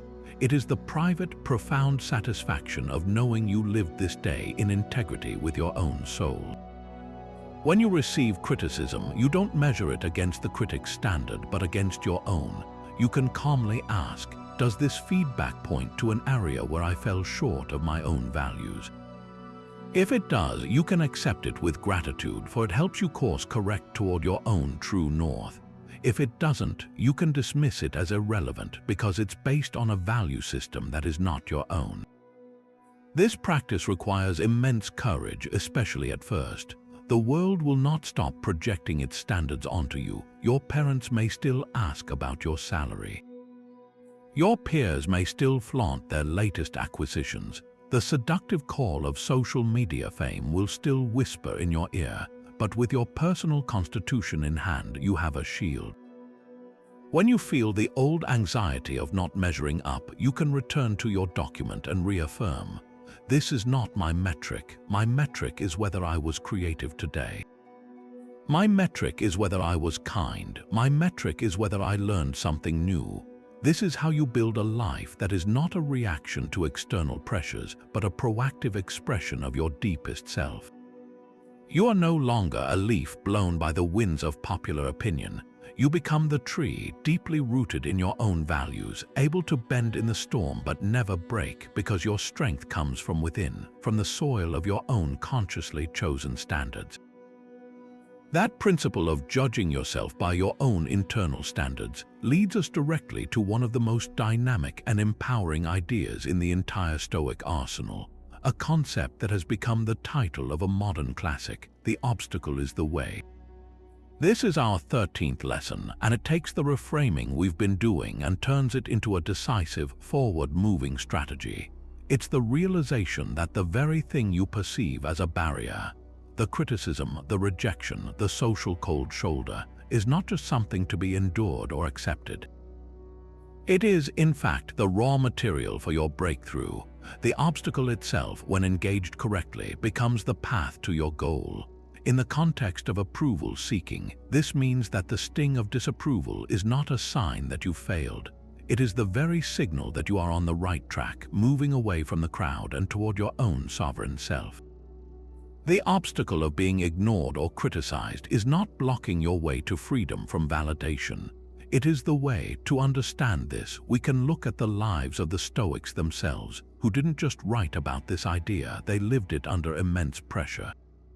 Consider the philosopher Seneca. He was a prominent statesman and writer, serving as an advisor to the Emperor Nero. He enjoyed immense wealth and social standing, the very things most people spend their lives seeking approval for. But his position was incredibly precarious. He was surrounded by courtiers who flattered him to his face while plotting against him behind his back. He had to navigate the volatile and often murderous whims of a tyrant. The constant threat of disgrace, exile, or execution was his daily reality. For Seneca, the obstacle was this toxic, treacherous environment. It would have been easy to crumble under the pressure, to become a sycophant desperate for the emperor's fleeting favor. But instead, Seneca used this very pressure to forge his philosophy. His letters and essays, written from the heart of the Roman power structure, are a masterclass in maintaining inner integrity while surrounded by corruption. The obstacle of a dangerous court became the way he honed and demonstrated the principles of tranquility and courage. It was the fire that tempered his steel. An even more striking example is Epictetus. His obstacle was not political power, but the utter lack of it. He began his life as a slave, literally owned by another human being. In the eyes of the world, he was property, deserving of no approval, no status, no respect. He was subjected to cruelty and hardship that most of us can scarcely imagine. And yet, it was from this position of extreme external powerlessness that he built one of the most powerful philosophies of inner freedom the world has ever known. His master once twisted his leg as a form of torture. According to the story, Epictetus remained calm and said, "You will break it." The leg broke, and he simply replied, "See, I told you so." This wasn't masochism, it was a profound demonstration of his core teaching. The breaking of his body was an external event, an obstacle. His mind, his judgment, his character, these were territories his master could never reach. The obstacle of slavery became the way he proved, beyond any doubt, that true freedom is an internal condition, completely immune to external circumstances. His lectures, given after he gained his freedom, were infused with the authority of a man who had turned the ultimate social rejection into his greatest strength. So how do we apply this radical reframe to our own, far more mundane, struggles with approval? Let's take a common modern obstacle: being passed over for a promotion. The conventional view sees this as a pure setback. It's a door slammed in your face, a sign that you are not valued, not good enough. The emotional response is to feel defeated, to question your abilities, and to perhaps become bitter or to redouble your efforts to win the approval of those who rejected you. The obstacle is the way mindset sees the exact same event through a completely different lens. The rejection is not a closed door, it is an opening. It is the universe handing you a specific, customized training module. The obstacle itself contains the instructions for your next level of growth. What is this rejection trying to teach you? Perhaps it's revealing that your skills in a particular area need sharpening. Great, now you have a clear, undeniable target for your development. Perhaps it's showing you that you've been pursuing a career path that doesn't truly align with your deepest values, and this no is a forceful nudge to reconsider your direction. Perhaps the lesson is even more fundamental. It's a test of your resilience. Can you receive a major professional disappointment and not let it shatter your self-concept? Can you get back up, learn from it, and continue moving forward without becoming cynical or desperate? This transforms your relationship with social friction. When someone offers you criticism, you no longer see a threat to be neutralized. You see a potential tool to be examined. You can approach it with curiosity, asking, how can I use this? What part of this, if any, can I leverage to become stronger, wiser, or more effective? When you are ignored or excluded from a social group, the obstacle is not the pain of isolation, but the opportunity it presents. It forces you to find validation within, to build a life so rich and meaningful on your own terms that the approval of that particular group becomes optional, not essential. The social snub becomes the way you discover your own capacity for self-sufficiency. Every single instance of withheld approval, once viewed through this lens, loses its power to harm you and gains the potential to help you. It becomes grist for your mill, the resistance that builds your emotional and philosophical muscle. You stop asking, why is this happening to me? And start asking, what action does this make possible? What quality does this situation demand that I cultivate? The obstacle is no longer in your way, it is the way, and you learn to walk it with purpose and power. This sobering truth that our time here is limited forms the bedrock of our 14th lesson, a practice the Stoics called memento mori, the remembrance of death. Now, this might sound grim or morbid, something to be pushed into the distant corners of our mind, but for the Stoics it was the exact opposite. It was a life-affirming, priority-clarifying tool of immense power. Imagine for a moment that you are carrying an hourglass with you everywhere you go. The sand is constantly, silently trickling from the top chamber to the bottom. This is not a threat, it is a simple, neutral fact of your existence. The practice of memento mori is the conscious act of looking at that hourglass several times a day, not to become paralyzed with fear, but to become electrified with purpose. When you truly internalize that you will not be here forever, that this day, this conversation, this very breath is one of a finite number, the entire architecture of your anxieties undergoes a dramatic shift. The nagging worry about whether your neighbor approves of your car or whether a stranger on the internet liked your post is suddenly exposed for what it is. A bizarre and tragic misuse of your most precious, non-renewable resource, your time. Let's make this intensely practical. You're about to walk into a meeting where you need to present an unconventional idea. The old, approval-seeking script in your head whispers, what if they think it's stupid? What if I sound foolish? I should probably just stay quiet and agree with everyone else to be safe. Now you pause and you invoke memento mori. You bring the hourglass into your mind's eye.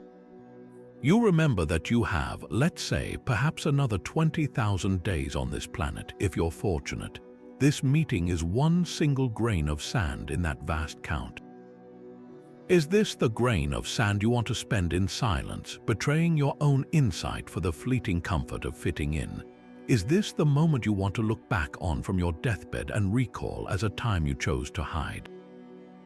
The answer becomes a resounding no. The fear of social embarrassment is instantly dwarfed by the far greater fear of a life not fully lived, of potential left unrealized because you are too busy managing other people's opinions. The remembrance of death doesn't make you reckless, it makes you courageous. It forces you to ask the only question that truly matters. Given that I will die, what is the most important thing I can do right now? And almost never is the answer, seek approval. The Roman Emperor Marcus Aurelius, who ruled during a brutal plague and constant warfare, was constantly surrounded by death. In his private journal, he wrote to himself, "You could leave life right now. Let that determine what you do and say and think." This was not a morbid fixation for him, it was a daily fuel for integrity. He knew that if today were his last day, he would not waste a single moment on court gossip, on the flattery of sycophants, or on worrying about the slander of his enemies. He would focus only on acting justly, with duty and reason. This is the ultimate filter for our actions. When you contemplate your own mortality, the loud, noisy demands of the ego for status and validation are quieted, and the quiet, steady voice of your true character is amplified. You start to measure your life not by the volume of applause you receive, but by the depth of the impact you make and the integrity with which you live. Now apply this to the digital arena, where so much of our modern approval seeking plays out. You spend 20 minutes crafting a witty tweet, then another 30 minutes anxiously checking the notifications, feeling a small spike of dopamine with each like and a pang of disappointment when the engagement is low. Now step back and view that 50-minute block of your one and only life through the lens of memento mori.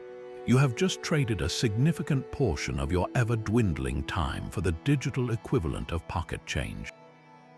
Was it worth it? Contrast that with using those same 50 minutes to read a chapter of a book that expands your mind, to have a deep, uninterrupted conversation with a loved one, to work on a skill that brings you genuine fulfillment, or simply to take a walk in nature and feel truly alive. The remembrance of death makes this trade-off starkly clear. It reveals the pursuit of likes and followers for what it often is, a high-tech hamster wheel that keeps us running in place while the real substance of life passes us by. This practice is not about fostering a sense of grim urgency, but one of profound gratitude and focus. When you remember that everything is on loan, your relationships, your possessions, your very consciousness, you stop taking it all for granted. You begin to treat each day as a gift, and you become fiercely protective of how you spend it. The opinions of others, which once felt so heavy and significant, begin to feel as light and inconsequential as dust. They simply don't make the cut when you are prioritizing what deserves your limited attention. Why would you spend your priceless time trying to control what you cannot, another person's judgment, when you could be investing that same energy in what you can control, your own growth, your contributions, your love, and your experience of being alive? Memento mori is the ultimate cure for triviality. It pulls you out of the petty dramas and social competitions and plants your feet firmly on the path of what is essential. It is the constant, gentle whisper that reminds you to stop performing life for an audience and start living it with the urgency, passion, and authenticity that your finite, beautiful journey deserves. And that forward-looking focus on the time we have left gives us the perfect foundation for the next essential skill, building a stability so profound that the daily tides of opinion simply cannot erode it. This brings us to our 15th lesson, which asks you to envision yourself as a rock, a massive, unshakable promontory against which the endless waves of public opinion, praise, and blame crash with great fury, only to recede again and again, leaving the rock utterly unchanged. This powerful image comes to us from Seneca, who wrote in his moral letters, "What is the part of a good man to offer himself to fate? It is a great consolation that it is together with the universe we are swept along. Whatever it is that has ordained us so to live, so to die, by the same necessity it binds also the gods." The unchangeable course of fate carries along the affairs of men and gods alike. He is pointing to that rock-like quality within us, our reasoned choice, that can remain steadfast even as the chaotic sea of externals rages around it. Think of those waves as everything from a flood of social media praise to a torrent of harsh criticism. One day, you might receive a standing ovation for a presentation, the next a scathing review of the very same work. The untrained soul is like a small boat on this ocean, tossed high by the waves of praise and plunged into the depths by the waves of blame. Your entire emotional state becomes a helpless reflection of the current weather. But the rock does not care about the weather. It does not celebrate when the sun warms its surface, nor does it despair when the storm waves pound against it. It simply is. Its identity, its substance, its very existence is independent of the water that happens to be surrounding it at any given moment. Your mission is to cultivate this same quality within your own mind. Your self-worth, your core identity, must become like that rock, defined by its own inherent structure and composition, not by the transient conditions lapping at its base. So how do we build this rock-like resilience in a world that constantly tests it? It begins with a deliberate practice of detachment, not from life itself, but from the emotional charge we assign to external events. Consider a modern scenario. You post a controversial but deeply held opinion online. The first wave hits a dozen angry comments, a few personal attacks, a dip in your follower count. The immediate, untrained reaction is to feel a knot in your stomach, a rush of defensive anger, and a compulsive need to respond to every critic to set the record straight. You are being tossed by the waves. The practiced Stoic, however, has trained to be the rock. They observe the notifications popping up. They feel the initial physiological jolt, but then they consciously access their inner stability. They might say to themselves, "These are waves. They are noisy and forceful, but they are not me. My opinion was posted from a place of reasoned conviction. That reasoning is my rock. The waves of reaction cannot alter its substance." This doesn't mean you ignore feedback. It means you evaluate it from a place of calm stability, not from a place of reactive panic. This imagery is powerful because it also accounts for the waves of praise, which can be just as destabilizing as criticism. Imagine your team lavishes you with praise for a project success. The wave of flattery feels wonderful, and it's easy to let that positive external validation become the foundation of your good mood. You start to coast on that feeling, your sense of accomplishment becoming dependent on the continuing applause. But what happens when the praise stops, as it always does? The next project is met with silence or mild acknowledgement.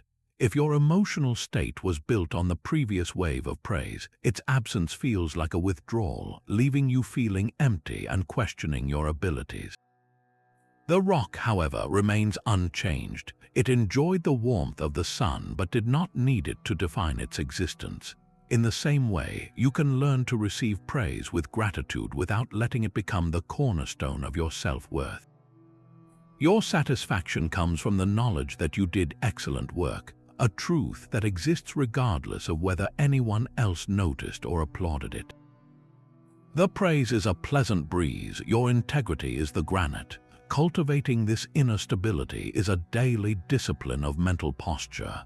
It's the practice of perpetually returning to your own center of gravity. When you feel yourself getting swept up in anxiety about an upcoming performance review, you pause and reaffirm, "My value is not determined by my manager's feedback. It is determined by my own knowledge that I worked with diligence and integrity." When you feel a rush of insecurity because a peer received an award you hoped for, you recenter. Their success is a wave, my path is my rock. I will stay focused on my own journey and my own standards. This is not about becoming emotionally numb or cold. The rock is not inert, it is steadfast. You can still feel the splash of the waves, the sting of an insult, the joy of a compliment, but these sensations happen on your surface. They do not penetrate your core. Your inner citadel, which we discussed earlier, is built upon this bedrock. The walls are your principles, and the rock itself is your unshakable commitment to judging yourself by your own metrics.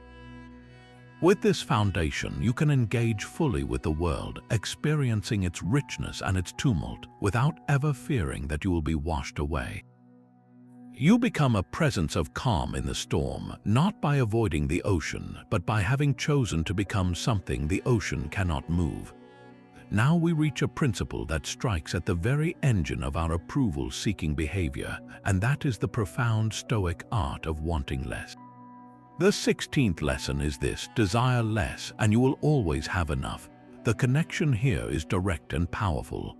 Every time you desire something from the external world, whether it's a promotion, a certain number of likes, or the admiring glance of a stranger, you are tacitly handing over a piece of your freedom to the person or system that controls that thing. You want the promotion, now your boss's opinion holds immense power over your emotional state. You crave a viral post, now you are enslaved to the algorithms and whims of a faceless crowd. The desire itself for the external object is the chain that binds you, and the more you desire, the more masters you serve. The Stoic goal, therefore, is not to attain everything you want, but to systematically reduce what you want, thereby making yourself invulnerable to the disappointment and anxiety that comes from not getting it. This state of radical self-sufficiency was what the Greeks called autarky, a complete inner independence where you are the sole source of your own contentment. Think of your desires as holes in a bucket that represents your soul. The more holes you have, the more things you believe you need from the world to be happy. The more desperately you have to run around, trying to get those holes plugged by external sources, praise, status, possessions. It's a frantic, exhausting, and ultimately futile endeavor because the bucket can never stay full. Someone will always withhold the praise, the status can be lost in an instant, and the pleasure of a new possession fades quickly, leaving you with a new hole to fill. The Stoic solution is not to run faster with the bucket, it is to painstakingly patch the holes one by one. You mend the hole labeled need for social status by realizing that your character is your true rank. You patch the hole labeled craving for lavish praise by finding deep satisfaction in a job well done, regardless of who notices. With each hole you repair, you become less leaky, less dependent on the constant inflow of external validation to feel that you are enough. Eventually, you have a vessel that can hold its own water, its own peace, its own sense of completeness. Let's anchor this in a very modern scenario: social media envy. You're scrolling through your feed and see a former colleague posting photos from a luxurious vacation.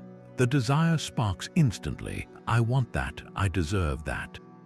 My life should look like that. This desire immediately creates a sense of lack within you. Your own life, which moments before was perfectly fine, now feels inadequate by comparison.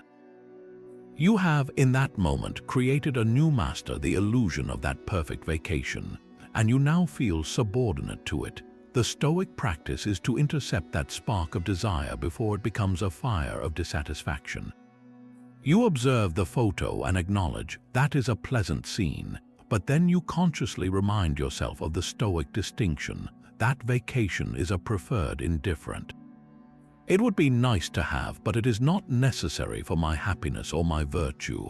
My happiness is available to me right here, right now, by choosing to appreciate what I have and to engage fully with my present circumstances.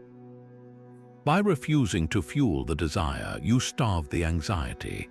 You remain the master of your own inner state. This practice of wanting less is not about embracing poverty or self-punishment. It's about cultivating a mindset of profound abundance rooted in what you already control. The philosopher Epicurus, though not a Stoic, captured the spirit perfectly when he said, "If you wish to make Pythocles wealthy, do not give him more money, rather reduce his desires." This is the secret to the feeling of always having enough. When your benchmark for enough is internal and virtuous, have I acted with courage today? Have I been fair? Then you can achieve it every single day, regardless of your bank balance or social standing. No one can stop you from being courageous.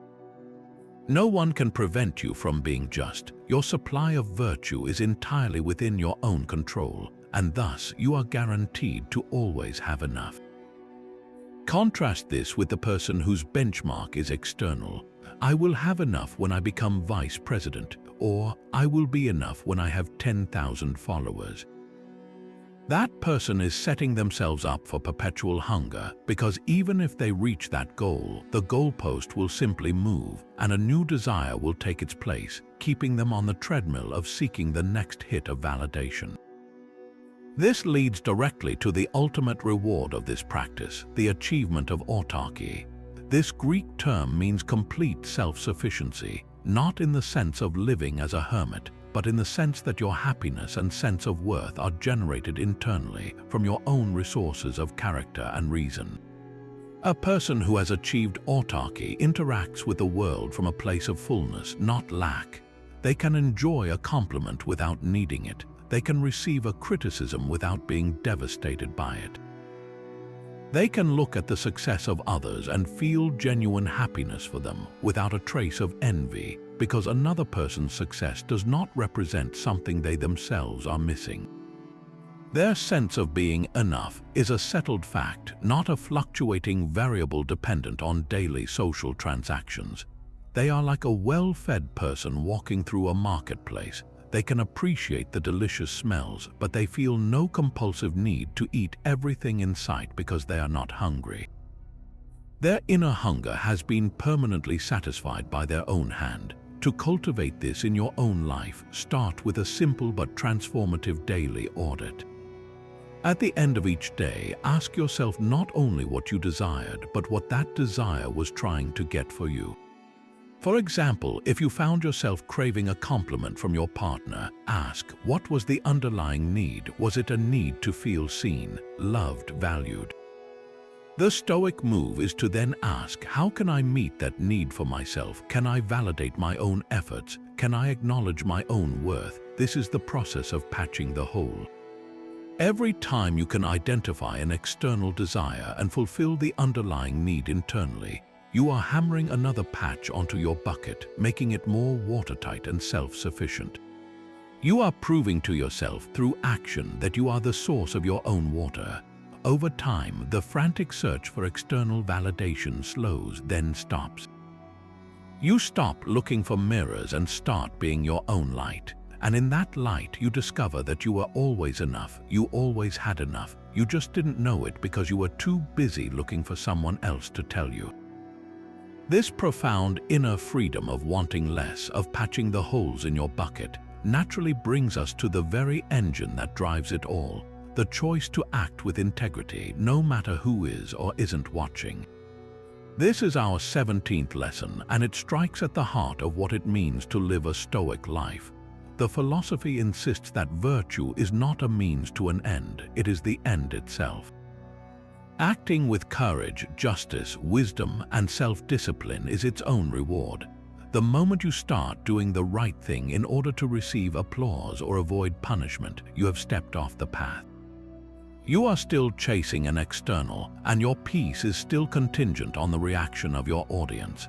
But when you act with integrity for its own sake, you generate a quality of self-respect so deep and so durable that the fleeting thrill of external praise begins to feel hollow by comparison. You no longer need to seek approval because you are living in a state of constant, self-generated approval from the only judge whose opinion truly matters, your own conscience guided by reason. Let's unpack what this looks like in the messy reality of daily life. It's one thing to be honest when your boss is in the room watching your every move.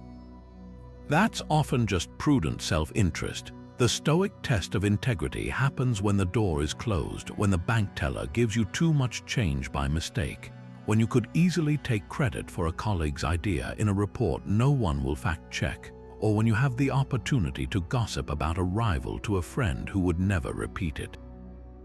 In those quiet, unobserved moments, you are presented with a pure choice.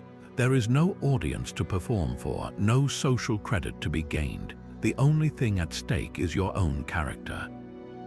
Choosing the virtuous path in that private space, returning the extra money, giving credit where it's due, refusing to engage in malicious talk, is like making a deposit into a secret, internal bank account of self-worth.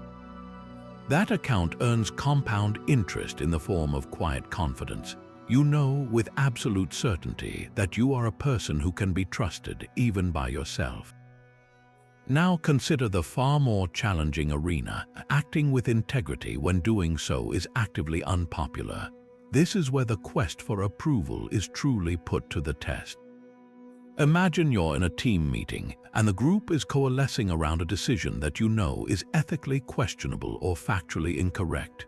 Perhaps it involves cutting corners on a client project or blaming another department for a shared mistake.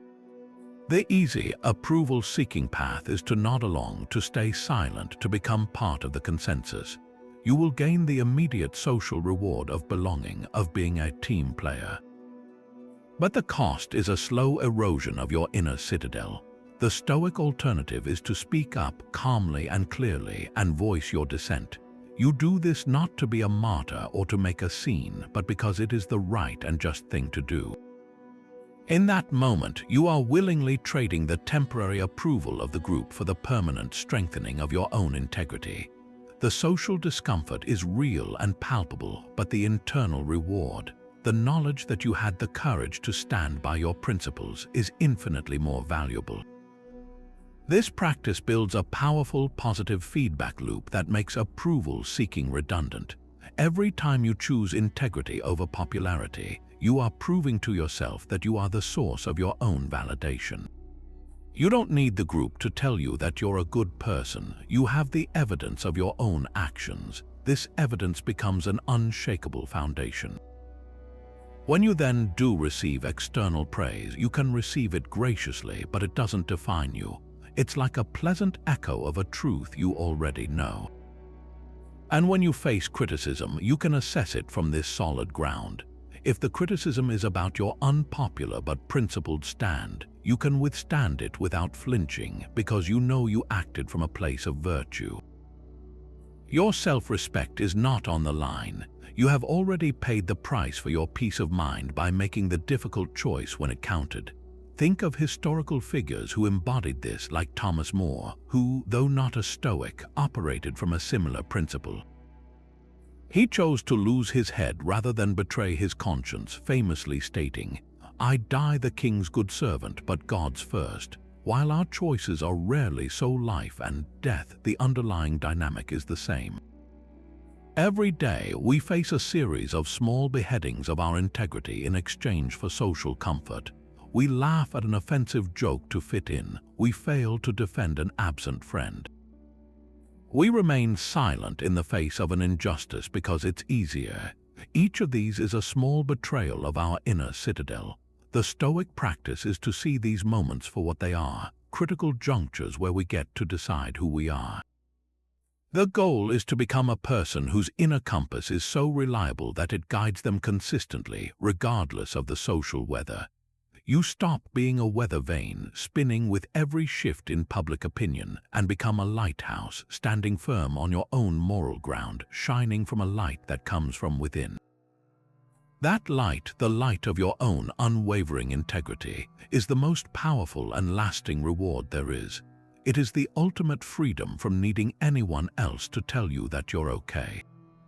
This brings us to a lesson that exposes the fundamental transaction at the heart of approval seeking, and that is the danger of outsourcing your happiness. Every time you seek validation from someone else, you are engaging in a subtle but profound act of delegation. You are effectively handing the remote control for your own emotional state to another person and saying, "Here, you decide whether I feel good about myself today." It's as if you're giving a complete stranger the keys to your emotional car, letting them get behind the wheel and drive your mood wherever they see fit, with no regard for your desired destination. They can take you on a joyful cruise with their praise, or they can drive you straight into a ditch of despair with their criticism, and you are just a passive passenger along for the ride. The Stoics identified this as the primary cause of human misery. They called true happiness eudaimonia, which translates not to a fleeting feeling of pleasure, but to a flourishing life, a state of living in alignment with your highest nature. And this, they argued with absolute conviction, is an internal job. It is a state that can only be generated from within, through the consistent practice of virtue and rational living, and it is completely independent of the fickle, ever-changing opinions of the outside world. Think about the logistics of this outsourcing for a moment. When you make your happiness contingent on your boss giving you a glowing review, you have just given a single individual with their own biases, bad moods, and personal agendas. the unilateral power to determine your sense of well-being for an entire year.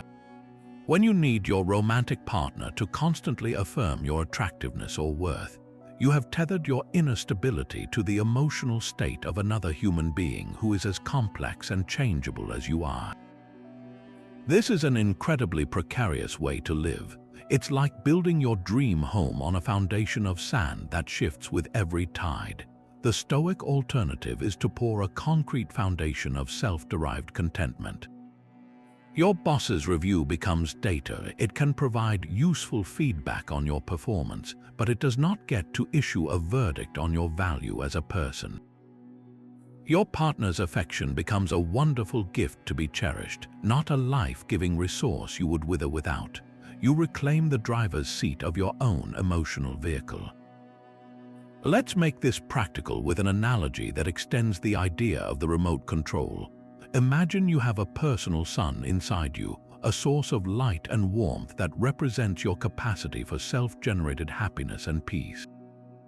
This inner sun is powered by your virtues. Every act of courage fuels it. Every choice of integrity makes it burn brighter. When you are living in alignment with your principles, this sun shines steadily, providing you with a constant, reliable source of warmth and light. Now, the opinions of other people are like flashlights. Some are bright and friendly, others are dim or flickering, and a few might be harsh, blinding spotlights. There's nothing wrong with enjoying the extra illumination of a friendly flashlight. The problem arises when you become so fixated on gathering as many flashlights as possible that you neglect to tend to your own sun. You start to believe that the flashlights are your primary source of light. So when they are inevitably pointed away from you or turned off or shone in your eyes to disorient you, you are left in what feels like total darkness.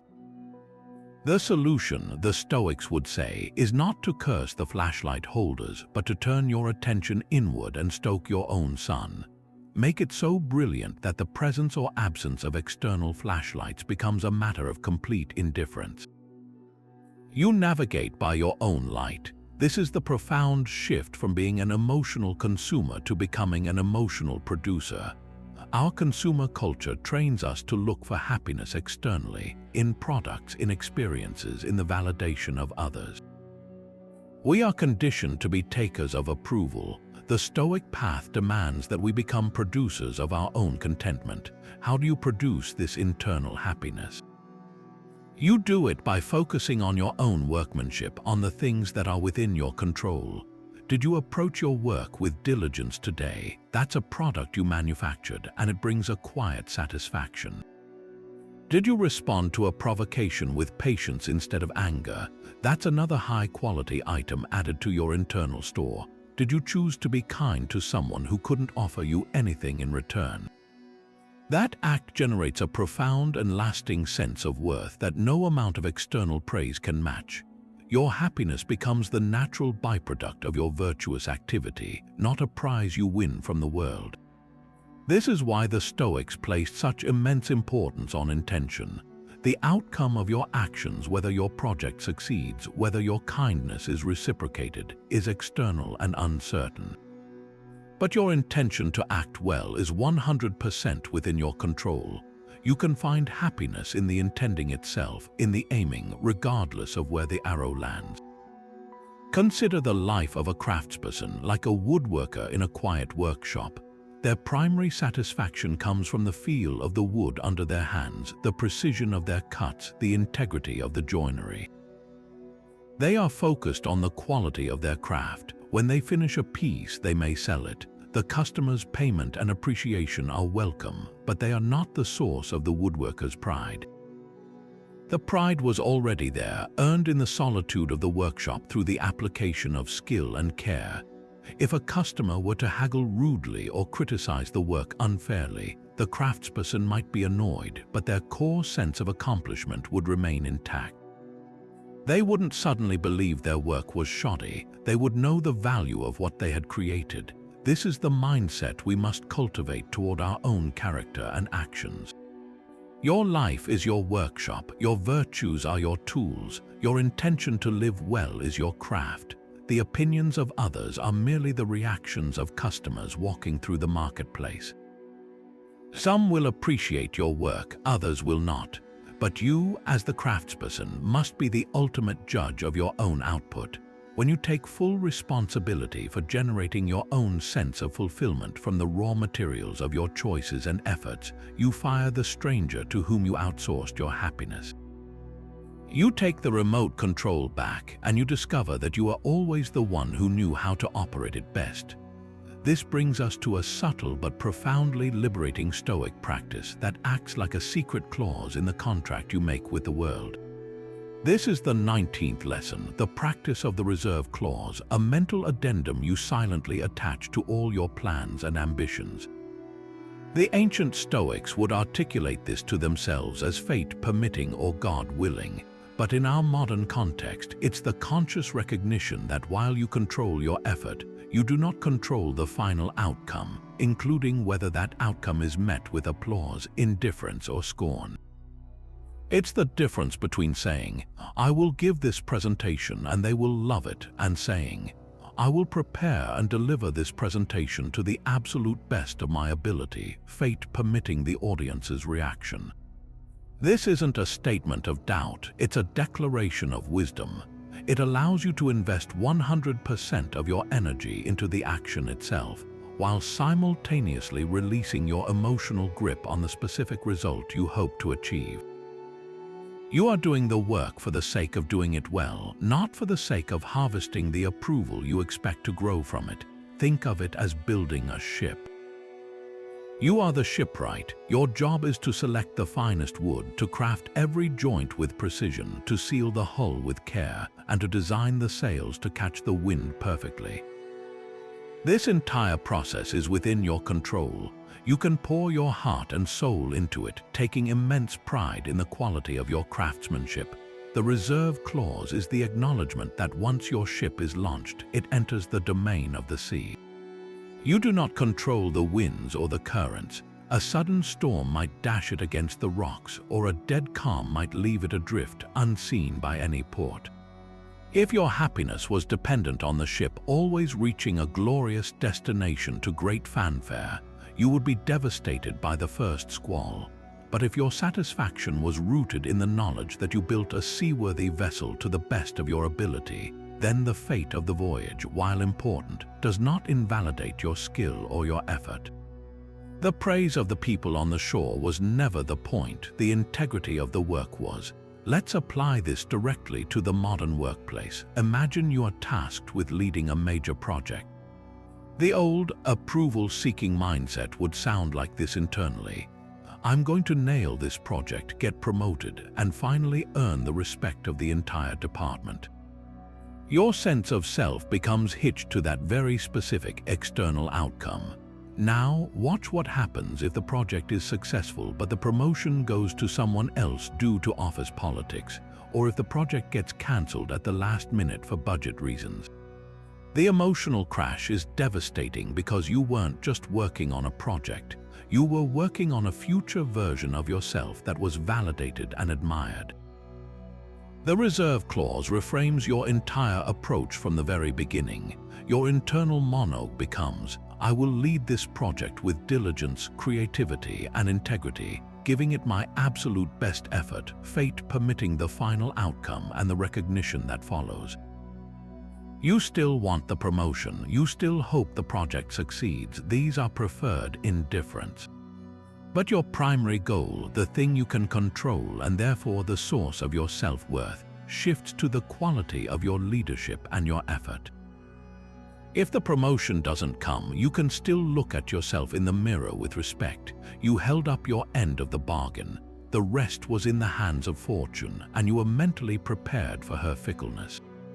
This practice is incredibly powerful for artists, creators, and anyone who puts their work into the public sphere.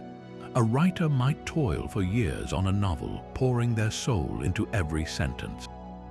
The approval-seeking mindset ties their entire sense of accomplishment to landing a major publishing deal and hitting the bestseller list. The inevitable rejections from agents or a lukewarm public reception then feel like a verdict on their life's work. But a writer using the reserve clause approaches it differently. Their goal is to write the most truthful, compelling story they are capable of writing. They will research, draft, and edit with intense passion and discipline. They will then send it out into the world, adding the silent clause, fate permitting its commercial success. This mental posture allows them to withstand the harsh winds of the publishing industry without being broken. The work itself was the reward. Any external success is a welcome bonus, a favorable wind, but it is not the source of their identity as a writer. They wrote the book. That act of creation, fully within their control, is their achievement. The rest is commentary. The beauty of the reserve clause is that it doesn't lead to half-hearted effort. It enables wholehearted effort free from the paralysis of anxiety. When you are terrified of failure or of being ignored, that fear can clog the gears of your creativity and courage. You become hesitant, second-guessing every move for fear it won't win the approval you crave. But when you have already made peace with any possible outcome through the reserve clause, you are freed to act with boldness and clarity. You can take the creative risk, voice the unpopular opinion, or pursue the ambitious goal precisely because you have disentangled your ego from the result. You are like an archer who focuses only on drawing the bow correctly, aiming true, and releasing the arrow smoothly. The archer controls that entire process. Once the arrow is in flight, a gust of wind could deflect it or the target could move. A foolish archer would have their day ruined by this, their self-worth shattered by a factor outside their command. A wise archer, one who practices the reserve clause, finds satisfaction in the perfection of their shot.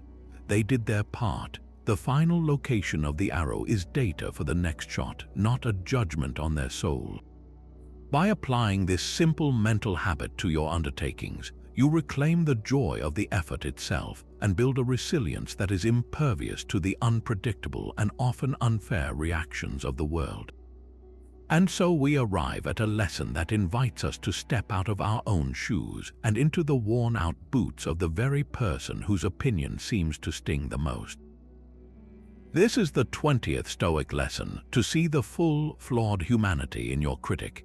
This isn't about excusing bad behavior or becoming a doormat. It's about applying a powerful cognitive tool the Stoics called sympatheia, a profound understanding that we are all part of a shared human community, all subject to the same fundamental flaws, fears, and misperceptions. When someone withholds their approval or levels a cutting criticism at you, our instinct is to see it as a targeted missile, launched with perfect aim and malicious intent directly at the core of our being. But the Stoic asks us to consider the person holding the launcher. What storms are raging in their own life? What private battles are they fighting that you know nothing about? What limited, subjective lens are they seeing the world through? This act of sympathetic understanding doesn't make the criticism true, but it drains it of its venom and its personal power over you. Imagine you're driving and another motorist cuts you off, then has the audacity to honk and gesture angrily at you. The immediate, visceral reaction is fury. How dare they? What an entitled, terrible person. Your heart pounds, your mood sours, and you might even be tempted to retaliate. Now apply the Stoic lens of sympathy. Instead of seeing a cartoon villain, you force yourself to construct a human story. Perhaps that driver just left the hospital after visiting a dying parent, their mind so clouded with grief and fear that they aren't even fully present on the road. Maybe they're a sleep-deprived new parent rushing home to a crying baby after being laid off from their job, their nerves stretched to a breaking point. Their aggression isn't really about you. You are merely a nameless, temporary focal point for a tidal wave of their own internal suffering. Their honk is a scream of their own pain, not a reasoned commentary on your driving skills. When you can see this, your anger doesn't just vanish, but it transforms into something else, perhaps pity, or even a fleeting sense of connection in shared human frailty. The incident loses its power to ruin your morning. Now, translate this from the highway to the far more emotionally charged arena of personal criticism. A colleague dismisses your idea in a meeting with a sarcastic remark. The untrained mind immediately weaves a story of personal animosity. They've always been threatened by me. They want to make me look bad to advance their own career. This is a personal attack. This narrative tightens your chest and sends you spiraling into defensive planning. But the practitioner of Stoic sympathy pauses that narrative. You look across the table and see not a rival but a human being. You remember that this person was passed over for a promotion last quarter. You recall hearing that they've been struggling with a difficult situation at home. You consider that their sarcasm might be a defense mechanism, a clumsy and unskillful way of masking their own deep-seated insecurity and fear of being seen as irrelevant. Their criticism in this light is not a well-aimed arrow, but the clumsy flailing of someone who is themselves drowning in their own anxieties. It's a cry for help disguised as an attack. You don't have to agree with their point, but by understanding its source, you can stop taking it so personally. You can see it as a symptom of their condition, not a diagnosis of yours. The ancient Stoics, particularly the Emperor Marcus Aurelius, constantly practiced this. Ruling an empire meant he was the target of constant conspiracies, slander, and betrayal from those closest to him. In his private meditations, he didn't just fume about their treachery, he actively humanized his detractors. He wrote lines to himself like, "When you wake up in the morning, tell yourself, the people I deal with today will be meddling, ungrateful, arrogant, dishonest, jealous, and surly. They are like this because they cannot tell good from evil." Notice the phrasing, "they are like this because." He is searching for a cause, for a reason rooted in their own ignorance and flawed character, not in his own worth. He is reminding himself that their actions are a reflection of their own sick soul, not a mirror held up to his. This perspective allowed him to administer justice without being consumed by personal bitterness, to punish acts without hating the people who committed them. He could see their humanity, however corrupted, and that very sight protected his own humanity from being corrupted by rage and resentment. This practice is incredibly liberating in our digital age, where criticism is often delivered with the cowardly anonymity of a keyboard. You post a heartfelt opinion online and receive a venomous comment from a stranger. It's easy to envision this person as a troll, a monster living in a basement, a purely malevolent force. But the Stoic exercise is to resist that cartoonish simplification. You must consciously construct a human being. This person, sitting somewhere in the world, is likely deeply unhappy. They may feel powerless in their own life, and lashing out at strangers online gives them a fleeting sense of control and significance. They may be projecting their own self-loathing onto you. They are almost certainly ignorant of the Stoic distinction between what is and isn't in their control, and are therefore perpetually frustrated with a world that refuses to conform to their demands. When you can see this anonymous critic not as a monster but as a lost, suffering, and misguided soul, the comment transforms.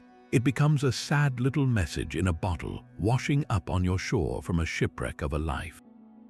You can look at it, feel a pang of sadness for the sender, and then let it wash back out to sea without ever letting it soil your inner landscape. You don't need to win them over because you understand that their disapproval was never really about you in the first place. It was always about the storm inside them. This leads us to a stark and urgent truth, a lesson that pulls all the others into a sharp, undeniable focus. The 21st lesson is this: your time is your most precious and finite asset, and every moment spent seeking approval is a moment stolen from your actual life. The Roman philosopher Seneca wrote an entire essay titled On the Shortness of Life, and his central argument was both simple and brutal. He observed that life is not short, we simply make it so by wasting it. We are not given a small life, but we make it small through our misplaced priorities. And what could be a more misplaced priority than spending your irreplaceable hours crafting a perfect image for others, ruminating over a slight, or anxiously fishing for compliments? These are not just minor bad habits, they are acts of profound self-robbery. You are taking the currency of your existence, seconds, minutes, hours that will never come again, and you're setting it on fire in a futile attempt to warm yourself by the fleeting, cold flame of someone else's opinion. Think about the sheer logistics of this for a moment. Imagine you have a bank account that credits your account each morning with exactly $86,400. There's no balance carried over. Every night, it deletes whatever part of the money you failed to spend during the day. What would you do? You would spend every single dollar investing it in things that matter to you, in your health, your relationships, your passions, your growth.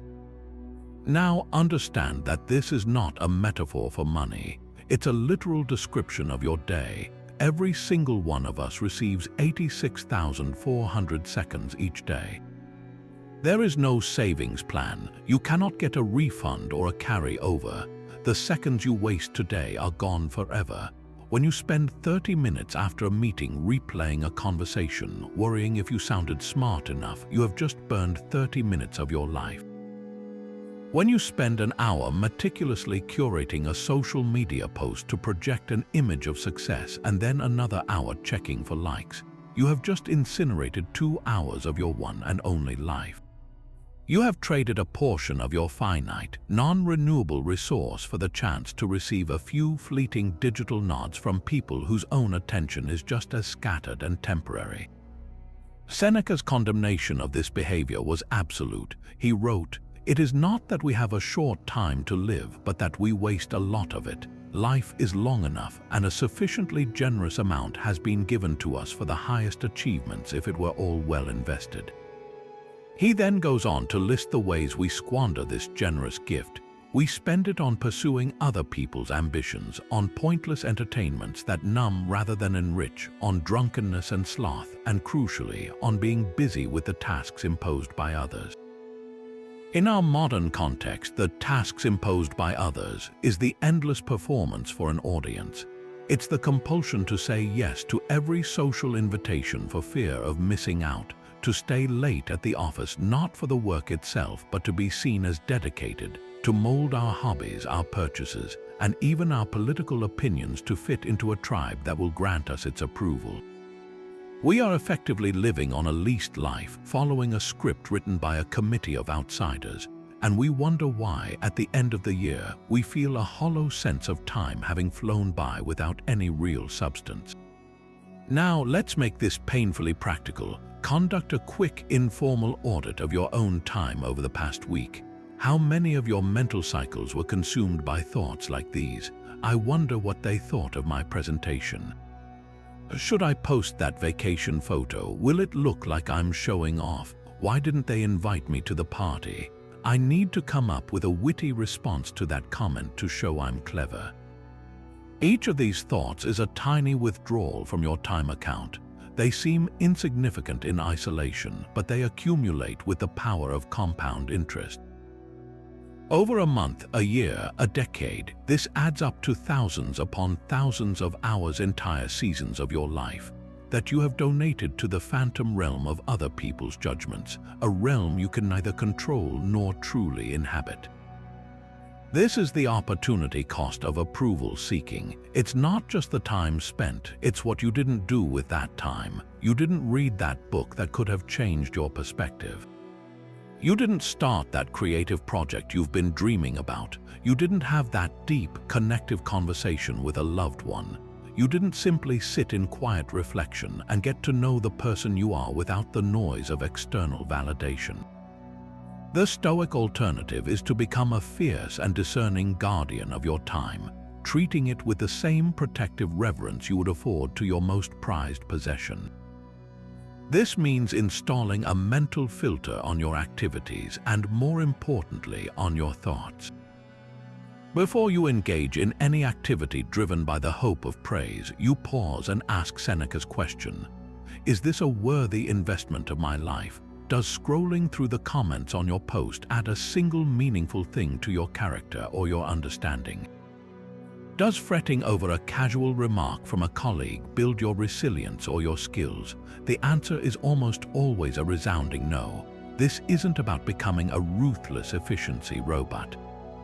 It's about reallocating your precious time from the draining pursuit of externals to the enriching cultivation of internals. Redirect that 30 minutes of post-meeting anxiety into a 30-minute walk where you consciously appreciate the world around you. Take that hour spent on social media performance and use it to practice a musical instrument, to learn a new language, or to cook a nourishing meal. These are investments that pay dividends in genuine skill, lasting memory, and self-generated fulfillment. When you begin to see your time as the literal stuff of your life, the pursuit of approval is exposed in its true form, not just as a psychological error, but as a profound philosophical and practical mistake. It is a tragic misallocation of your most fundamental resource. The shift happens when you stop asking, "How can I get them to like me?" and start asking, "What can I build, learn, or experience with the time I have been given?" Your focus pivots from managing perceptions to living a life that is so rich, so engaged, and so aligned with your own values that the question of approval simply loses its urgency. You become too busy living to bother with the performance. The goal is to reach the end of your days and know with certainty that you spent your seconds on what truly mattered: on love, on growth, on contribution, on the quiet dignity of a life lived on your own terms, not on the exhausting and ultimately empty chore of seeking applause from a crowd that was always destined to move on to the next act. And this brings us to a truth so fundamental that it can silence the noise of the world in an instant. The 20-second lesson is this: the world is change, and your life is what your thoughts make it. The Roman Emperor Marcus Aurelius, while leading legions on the distant frontier, would steady his mind with this very realization, writing in his private journal, "The universe is transformation, our life is what our thoughts make it." He wasn't just speaking poetically, he was observing a relentless law of nature. Look at the world around you. The mighty empires of his day have crumbled to dust. The celebrities and politicians who dominate today's headlines will be footnotes in tomorrow's history books. The social media trend that feels all-consuming this week will be utterly forgotten by next month. Public opinion, social status, and fashionable ideas are not just fickle, they are, by their very nature, temporary. They are waves on the surface of a vast, changing ocean. To build your identity, your sense of self-worth on these waves is like building a castle on the shoreline at low tide. You may admire your handiwork for a brief moment, but the tide of change is inevitable, and it will wash it all away, leaving you feeling anchorless and lost. Consider the sheer irrationality of this common approach. We exhaust ourselves trying to climb a social ladder that is constantly being shaken, rearranged, and sometimes even pulled out from under us.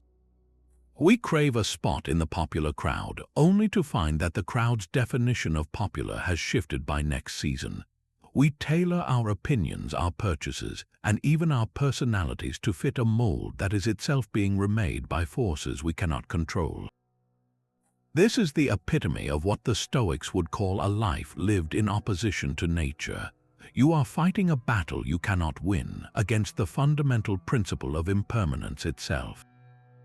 The only thing you achieve is a state of perpetual anxiety because deep down you know the foundation is sand. You are trying to hold water in your hands, and you grow more frantic as you feel it slipping through your fingers. The frustration you feel when you are criticized or ignored is not just about that single event.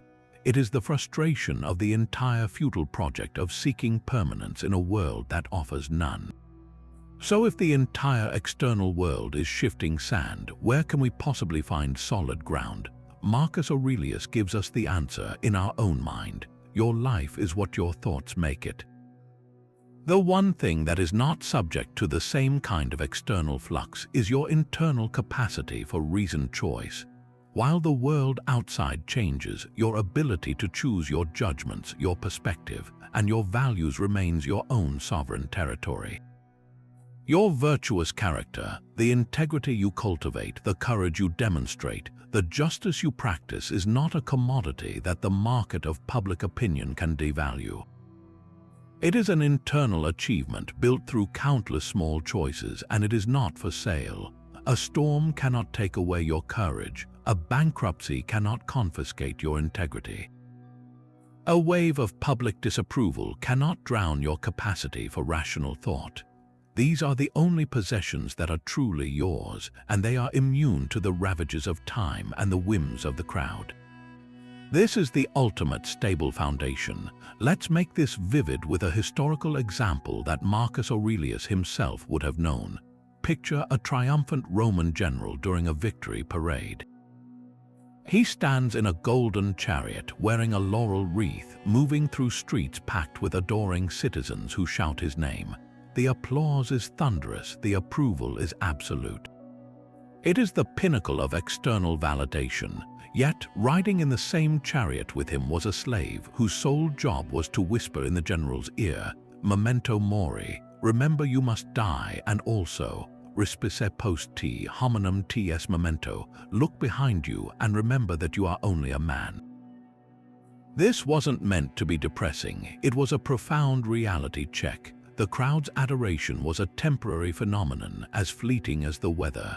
By tomorrow, the crowd would have moved on to the next spectacle. In a year, the general might be out of favor. In a century, his name might be a mere curiosity in a history book. The only thing of lasting value from that entire day was the character the general displayed in that moment of supreme success. Did the power go to his head? Did he remain humble? Did he remember that the applause was just noise, and that his true worth was determined by how he wielded his power, not by the volume of the cheers? The foundation was his character, not the parade. This applies with equal force to our modern lives. Imagine you achieve a long-sought goal. You land your dream job, you get married, you buy the perfect house. The external world seems to align perfectly with your desires.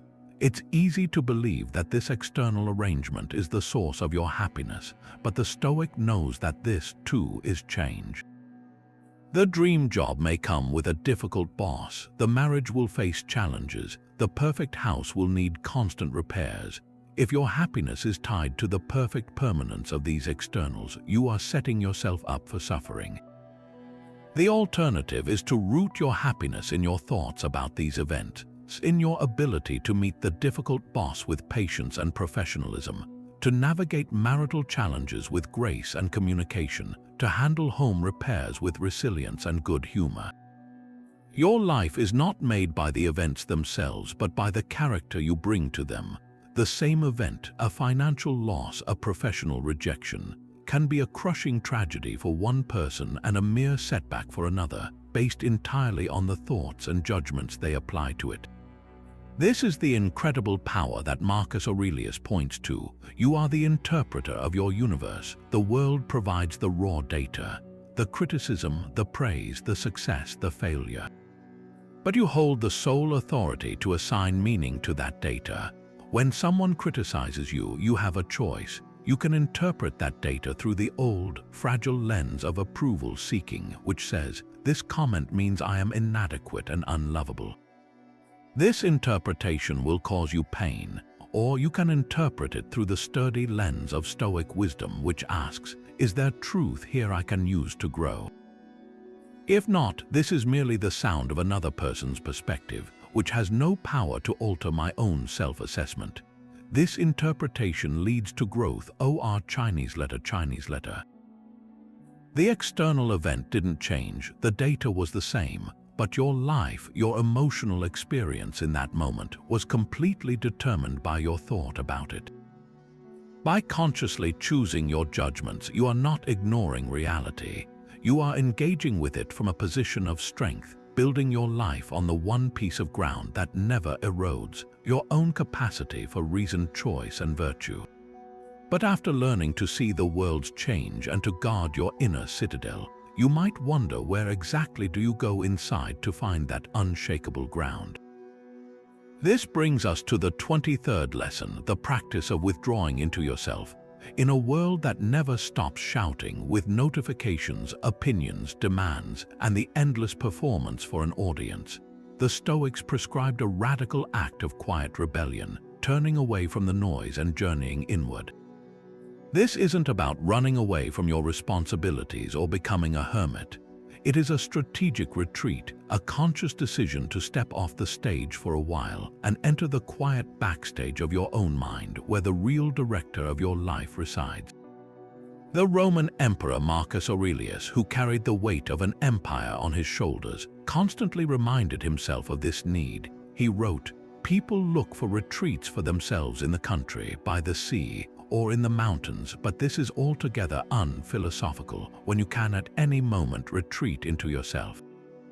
Nowhere can a person find a retreat more full of peace or more free from care than his own soul." He is pointing to a portable sanctuary that you carry with you at all times, a quiet room in the castle of your mind that you can enter whenever the world becomes too loud. This practice is the ultimate solution to the exhaustion of seeking external validation. When you feel that familiar anxiety about what others think, it's often because you have been outside of yourself for too long, scanning the horizon for signs of approval like a sailor lost at sea. You are looking for your bearings in the wrong place. The answers, the reassurance, and the sense of worth you are seeking from others are not actually out there. They are found within the very self you have been neglecting. Think of it this way: you've been trying to read your life's map by holding it up to the flickering light of other people's opinions, and you're frustrated because the image keeps changing. Withdrawing into yourself is the act of finally striking your own match, creating a steady, reliable light by which you can read the map for yourself. You stop being a tourist in your own life, constantly asking for directions, and you become the native who knows the terrain intimately because they have walked it in silence and learned its contours.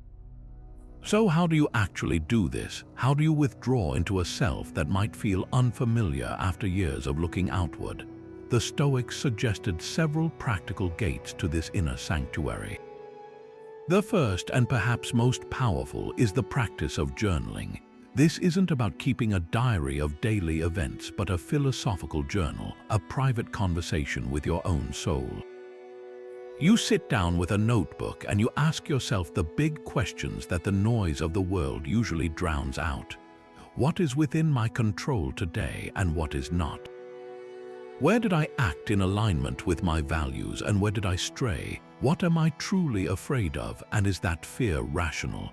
As you write, you are not just recording thoughts, you are untangling them. You are pulling the chaotic threads of external influence out of your mind and weaving them into a coherent tapestry of your own understanding. The act of writing forces clarity. That vague, gnawing anxiety about a colleague's opinion, when written down and examined, often reveals itself to be a fear of professional inadequacy. And then you can address that core fear with reason by listing your skills, your accomplishments, and your plan for growth, rather than fruitlessly trying to manage the colleague's perception. Another profound way to withdraw is through meditation or deliberate silent reflection. This doesn't require any special poses or rituals. It can be as simple as sitting for 10 minutes in a quiet room, closing your eyes and focusing on your breath. The goal is not to empty your mind, but to observe it without judgment. As you sit in silence, you will notice thoughts arising, worries about an upcoming meeting, a replay of an awkward conversation, the desire for a certain outcome. The practice is to notice these thoughts as if they are clouds passing in the sky of your awareness. You see them, you acknowledge them, but you don't grab onto them and get carried away. You practice being the silent, spacious sky itself, not the temporary weather passing through. In this space, the voice of the external crowd, the shoulds, the what-ifs, the comparisons, begins to fade into the background. And what emerges is a quieter, more stable voice, the voice of your inner guide, your reasoning faculty. This is the part of you that knows what is truly important, that can distinguish between a genuine value and a socially implanted desire. The more you practice accessing this inner silence, the less power the external noise has over you. A third, beautifully simple method is the mindful walk. This is a retreat you can take in the middle of a busy day. Instead of walking while scrolling on your phone or rehearsing conversations in your head, you commit to walking with full attention. You notice the feeling of your feet connecting with the ground. You observe the colors and shapes around you, the texture of the bark on a tree, the play of light through the leaves, the architecture of the buildings. You listen to the sounds without labeling them as good or bad. This practice forcibly pulls your attention out of the abstract social world of judgments and into the direct sensory experience of the present moment. In this state, there is no approval to be sought. A tree does not care if you approve of its leaves. The sky is indifferent to your social status. This immersion in the non-human world is a powerful reset button for a mind overheated by social computation. It reminds you that you are part of a vast, beautiful, and impersonal cosmos, and that the social dramas you fret over are incredibly small within that context. You return from such a walk recentered, with a clearer perspective and a diminished need for the validation that felt so urgent just 20 minutes before. The ultimate purpose of this withdrawal is not to hide from life, but to engage with it from a place of profound strength and self-possession. Each time you retreat into your inner self, you are doing more than just taking a break. You are reaffirming the source of your power. You are sending a clear message to your own psyche. My peace, my worth, and my guidance come from in here, not out there. The validation you used to seek from a boss, a partner, or a crowd of strangers, you learn to generate for yourself in the quiet of your own company. This makes your subsequent engagement with the world entirely different. You no longer enter a conversation as a supplicant, hoping to extract a morsel of approval. You enter as a whole person, capable of giving your full attention and expressing your authentic thoughts, because you are not mentally preoccupied with managing the other person's impression of you. You can listen better, speak more honestly, and connect more deeply because you are free from the desperate need for the interaction to go a certain way. The inner retreat is what fills your cup so that when you go back out into the world, you can interact from your abundance, not from your need. It is the practice that turns the theoretical Stoic lessons into a lived, felt reality, allowing you to move through a noisy, demanding world with a quiet heart and a mind that is truly your own. This brings us to a subtle but immensely practical skill that separates the philosophically informed from the perpetually frazzled, the art of choosing your battles with wisdom. This is our 24th lesson, and it centers on the Stoic virtue of phronsis, practical wisdom. So much of our approval-seeking behavior doesn't just show up as a quiet craving for praise. It manifests as a prickly defensiveness, a compulsive need to correct every misperception, to have the final word in every argument, and to prove our point in every discussion. We treat every opinion lobbed in our direction as a demand for a return volley, turning our social life into a constant state of low-grade warfare where we must defend our mental territory. The Stoic, however, understands that this is a catastrophic waste of energy, the emotional equivalent of trying to put out every single campfire in a forest while ignoring the fact that your own house is burning down. Practical wisdom is the discernment to know which fires are worth your limited water and which are better left to burn themselves out. The first step in this practice is to perform a quick but crucial cost-benefit analysis before you engage. The Stoic asks a simple set of questions. What is at stake here? Is this a matter of principle, of justice, or of genuine importance? Or is it merely a matter of ego, of wanting to be seen as right? If you correct your uncle's inaccurate political rant at the family dinner table, what will be the real-world outcome? Will you change his mind, or will you only succeed in creating a tense atmosphere, alienating relatives and ruining the meal for everyone? The energy expended, the raised blood pressure, the emotional toll, the relational damage, is almost never worth the non-existent payoff. The victory of proving him wrong is a hollow, meaningless social trophy that cost you your peace. Contrast this with a situation at work where a colleague is about to present factually incorrect data that could harm a client or derail a project. Here, the stakes are real. It is a matter of integrity and professional duty to speak up. The key distinction is whether the outcome affects your ability to act with virtue and justice, or whether it merely affects your fragile sense of being validated and perceived as the smartest person in the room. This discernment requires you to become a master of silence. In our hyper-connected world, we are conditioned to believe that not responding is a sign of weakness, of losing, of admitting defeat. But the Stoics saw voluntary silence as a position of immense strength. It is the calm of the deep ocean floor, unaffected by the choppy waves of opinion on the surface. When you refuse to engage in a pointless debate online, you are not conceding. You are making a conscious choice to conserve your most precious resources, your attention and your equanimity, for things that truly matter. Every time you bit your tongue instead of firing off a sarcastic retort, every time you scrolled past a provocative comment without feeding the troll, you are not being passive. You are actively practicing the Stoic discipline of assent. You are withholding your agreement from the notion that this conflict deserves your energy. You are declaring that your peace is more valuable than winning an argument with a stranger who you will never meet and whose opinion has no bearing on your life. Consider the modern arena where this battle is most constant: digital communication.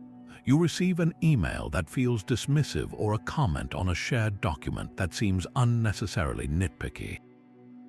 The immediate, knee-jerk reaction is to craft a defensive reply, to explain your position, to prove your competence. This is the approval-seeking impulse in its work clothes. It's the need to be seen as competent and blameless. But practical wisdom pauses that process. It asks, if I engage in this email duel, what is the best possible outcome? The best case is often that you manage to make the other person see your point, a minor victory that required 15 minutes of tense writing and leaves you feeling agitated. The worst case is that it escalates into a protracted conflict, sucking up hours of your mental bandwidth and poisoning your working relationship. The wise alternative is often to pick up the phone or walk over to the person's desk. A 2-minute conversation can resolve a misunderstanding that would have taken 20 hostile emails because tone and human connection are reintroduced. And if even that isn't warranted, the wisest choice might be to simply acknowledge the comment without defense, noted, thanks for the feedback, and move on. You conserve your energy for your actual work, and you demonstrate an emotional maturity that is far more impressive than any well-crafted defensive paragraph could ever be. Ultimately, this practice of choosing your battles is about redefining what a victory actually means. The untrained mind believes victory is making the other person back down, admit they were wrong, or validate your perspective. This is a fool's errand because you are trying to control another person's internal state, which is impossible. The Stoic redefines victory internally. Victory is maintaining your own peace and integrity. If you can walk away from a provocation with your calm intact, you have won.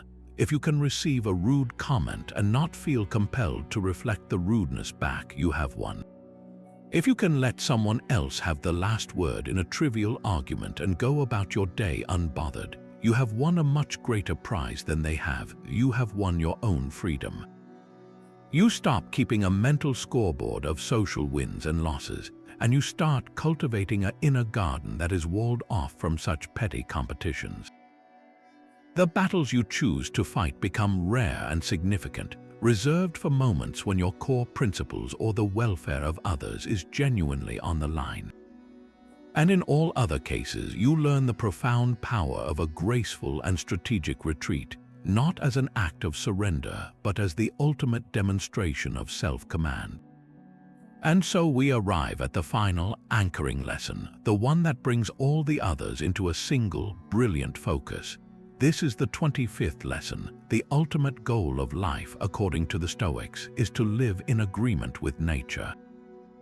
Now that phrase can sound a bit abstract at first, perhaps even a little hippy-dippy, but for the Stoics it was a precise, powerful, and deeply practical guiding principle. To live in agreement with nature means two very specific things. First, it means to live in accordance with your own essential nature as a rational and social being. And second, it means to live in harmony with the nature of the cosmos itself, that vast, interconnected, and rationally ordered whole of which you are a small but integral part. When this becomes your North Star, your primary occupation in life, the desperate need for approval doesn't just diminish, it becomes practically irrelevant. Why? Because your central concern is no longer, do they approve of me, but rather, am I living in alignment with cosmic reason and my own best self? You are answering to a much higher authority than the fickle court of public opinion.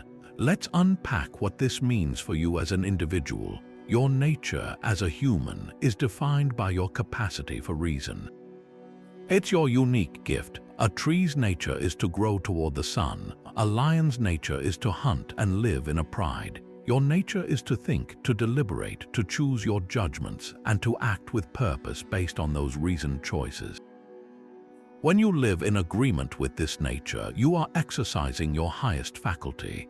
You are thinking clearly, acting with intention, and using your reason to guide your desires and aversions. The opposite, living in disagreement with your nature, is to be ruled by irrational impulses. It's to be a puppet jerked around by every passing emotion, every flash of anger, every surge of envy, and yes, every craving for external validation. When you anxiously seek approval, you are handing the reins of your rational mind over to an irrational force, the unpredictable and often illogical opinions of others. You are essentially betraying your own core design. Living in agreement with your nature is the act of taking those reins back and steering your own life according to the map of your own reasoned principles. This brings us to the second part, living in harmony with the nature of the cosmos. The Stoics observed that the universe operates according to a profound, intelligent order they called the logos. It's the reason behind the changing seasons, the orbits of the planets, the laws of physics. Everything in the cosmos has a purpose and fits into a coherent, beautiful whole. As a part of this cosmos, your highest good is to play your designated part willingly and well. Think of it like being a single actor in a grand cosmic play. You didn't write the script and you don't direct the action. Your one and only job is to play your role, the role of a rational, social human being, to the absolute best of your ability. Now, imagine an actor on stage who is so busy worrying about whether the audience likes him that he forgets his lines, misses his cues, and fails to interact with the other actors. He is a terrible actor because he is focused on the wrong thing. His job isn't to win a popularity contest with the audience. His job is to fulfill the purpose of the play.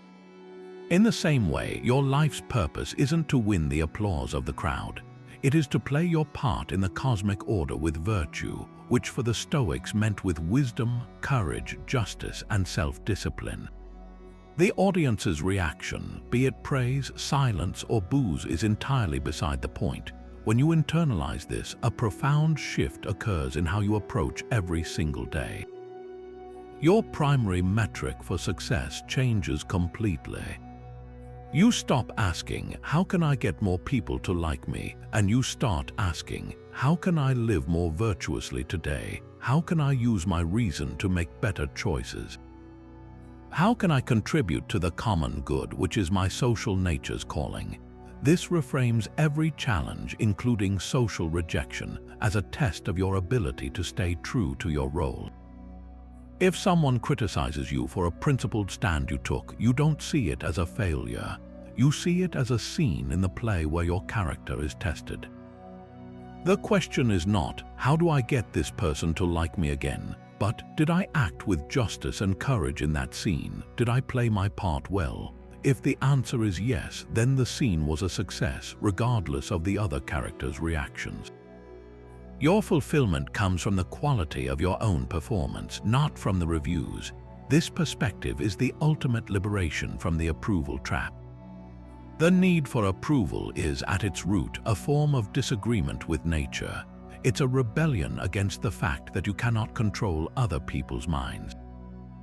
It's a refusal to accept your role as a rational actor and an insistence on trying to be the director of the entire production.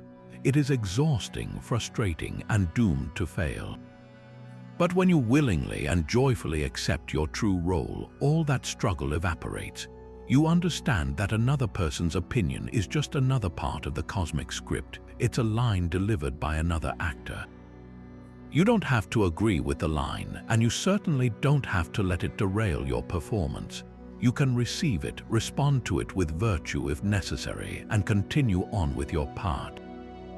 Your inner peace is no longer contingent on the other actors following a script you would have written for them. You are finally free to focus on the only thing you are ever meant to control, bringing your own unique, reasoned, and virtuous character to life in every scene you're given for the entire beautiful, unfolding run of the play. And so we reach the end of our journey through these 25 Stoic lessons, a path that has taken us from understanding the fundamental dichotomy of control to learning to love our fate and see every obstacle as the way. This has not been a course in winning more friends or gaining more influence. It has been a guided tour inward to the one place where true freedom is always found. The cure for approval seeking is not and has never been about finding a better strategy to get more approval. That's like trying to put out a fire by pouring gasoline on it. The only genuine solution is a fundamental shift in your center of gravity, moving the source of your self-worth from the noisy, unpredictable external world to the quiet, sovereign realm of your own character and reasoned choice. You haven't been learning how to manage the crowd. You've been learning how to become the calm, unshakable rock that the crowd's waves crash against in vain. This entire journey has been about constructing an inner fortress, brick by philosophical brick. Each lesson, from practicing negative visualization to embracing voluntary discomfort, from judging yourself by your own standards to remembering your mortality, has been a building block in a citadel of self-possession. You are now equipped not to change the world, but to change your relationship to it. You can now look at a critical comment and see data, not a verdict. You can walk into a social gathering seeking connection, not validation. You can pursue a goal for the integrity of the effort itself, not for the applause you hope will follow. This is the ultimate transformation, from being a marionette whose strings are pulled by every passing opinion to becoming the puppeteer of your own life, firmly holding the strings of your judgments, your values, and your peace. The opinions of others don't change. What changes is your need for them to be a certain way in order for you to feel whole. But wisdom that is not practiced is just theory. And a fortress you never inhabit offers no shelter. The real work begins now in the laboratory of your own daily life. So here is your call to action, a simple but profound challenge that will bridge the gap between understanding and embodiment. Don't try to tackle all 25 lessons at once. That's a recipe for overwhelm. Instead, I want you to pick just one of these Stoic lessons to consciously practice for the next 7 days. It could be the practice of guarding your inner citadel, catching yourself before you unlatch the gate to let a criticism disrupt your peace. It could be the art of speaking less, running your words through the filter of truth, kindness, and necessity before you let them out. It could be the powerful reframe of seeing a moment of rejection not as something happening to you, but as a training session happening for you. Choose the one that resonates most deeply, or perhaps the one that feels most difficult, and make it your personal project for the coming week. This is where your story truly starts. The comment section below is more than just a space for feedback. I want it to become our shared Stoic workshop. After you've chosen your lesson and practiced it for a week, come back and tell us about it. Share which lesson you chose and what you discovered. What was challenging? What surprised you? Did you experience a moment of clarity where the philosophy suddenly clicked from an idea into a lived experience? Your story could be the very thing that inspires someone else to take their first step toward freedom. Let's build a community of practice, supporting each other as we learn to live with more courage, more peace, and less dependence on the fickle opinions of the world. If this journey has brought value to your life and you want to continue building that unshakable inner core, consider subscribing to the channel. We have so much more practical wisdom to explore together, from managing anxiety and building resilience to navigating difficult relationships, all designed to help you fortify your mind and live a life of purpose and tranquility. Thank you for walking this path. The power was always within you, and now you know exactly where to look.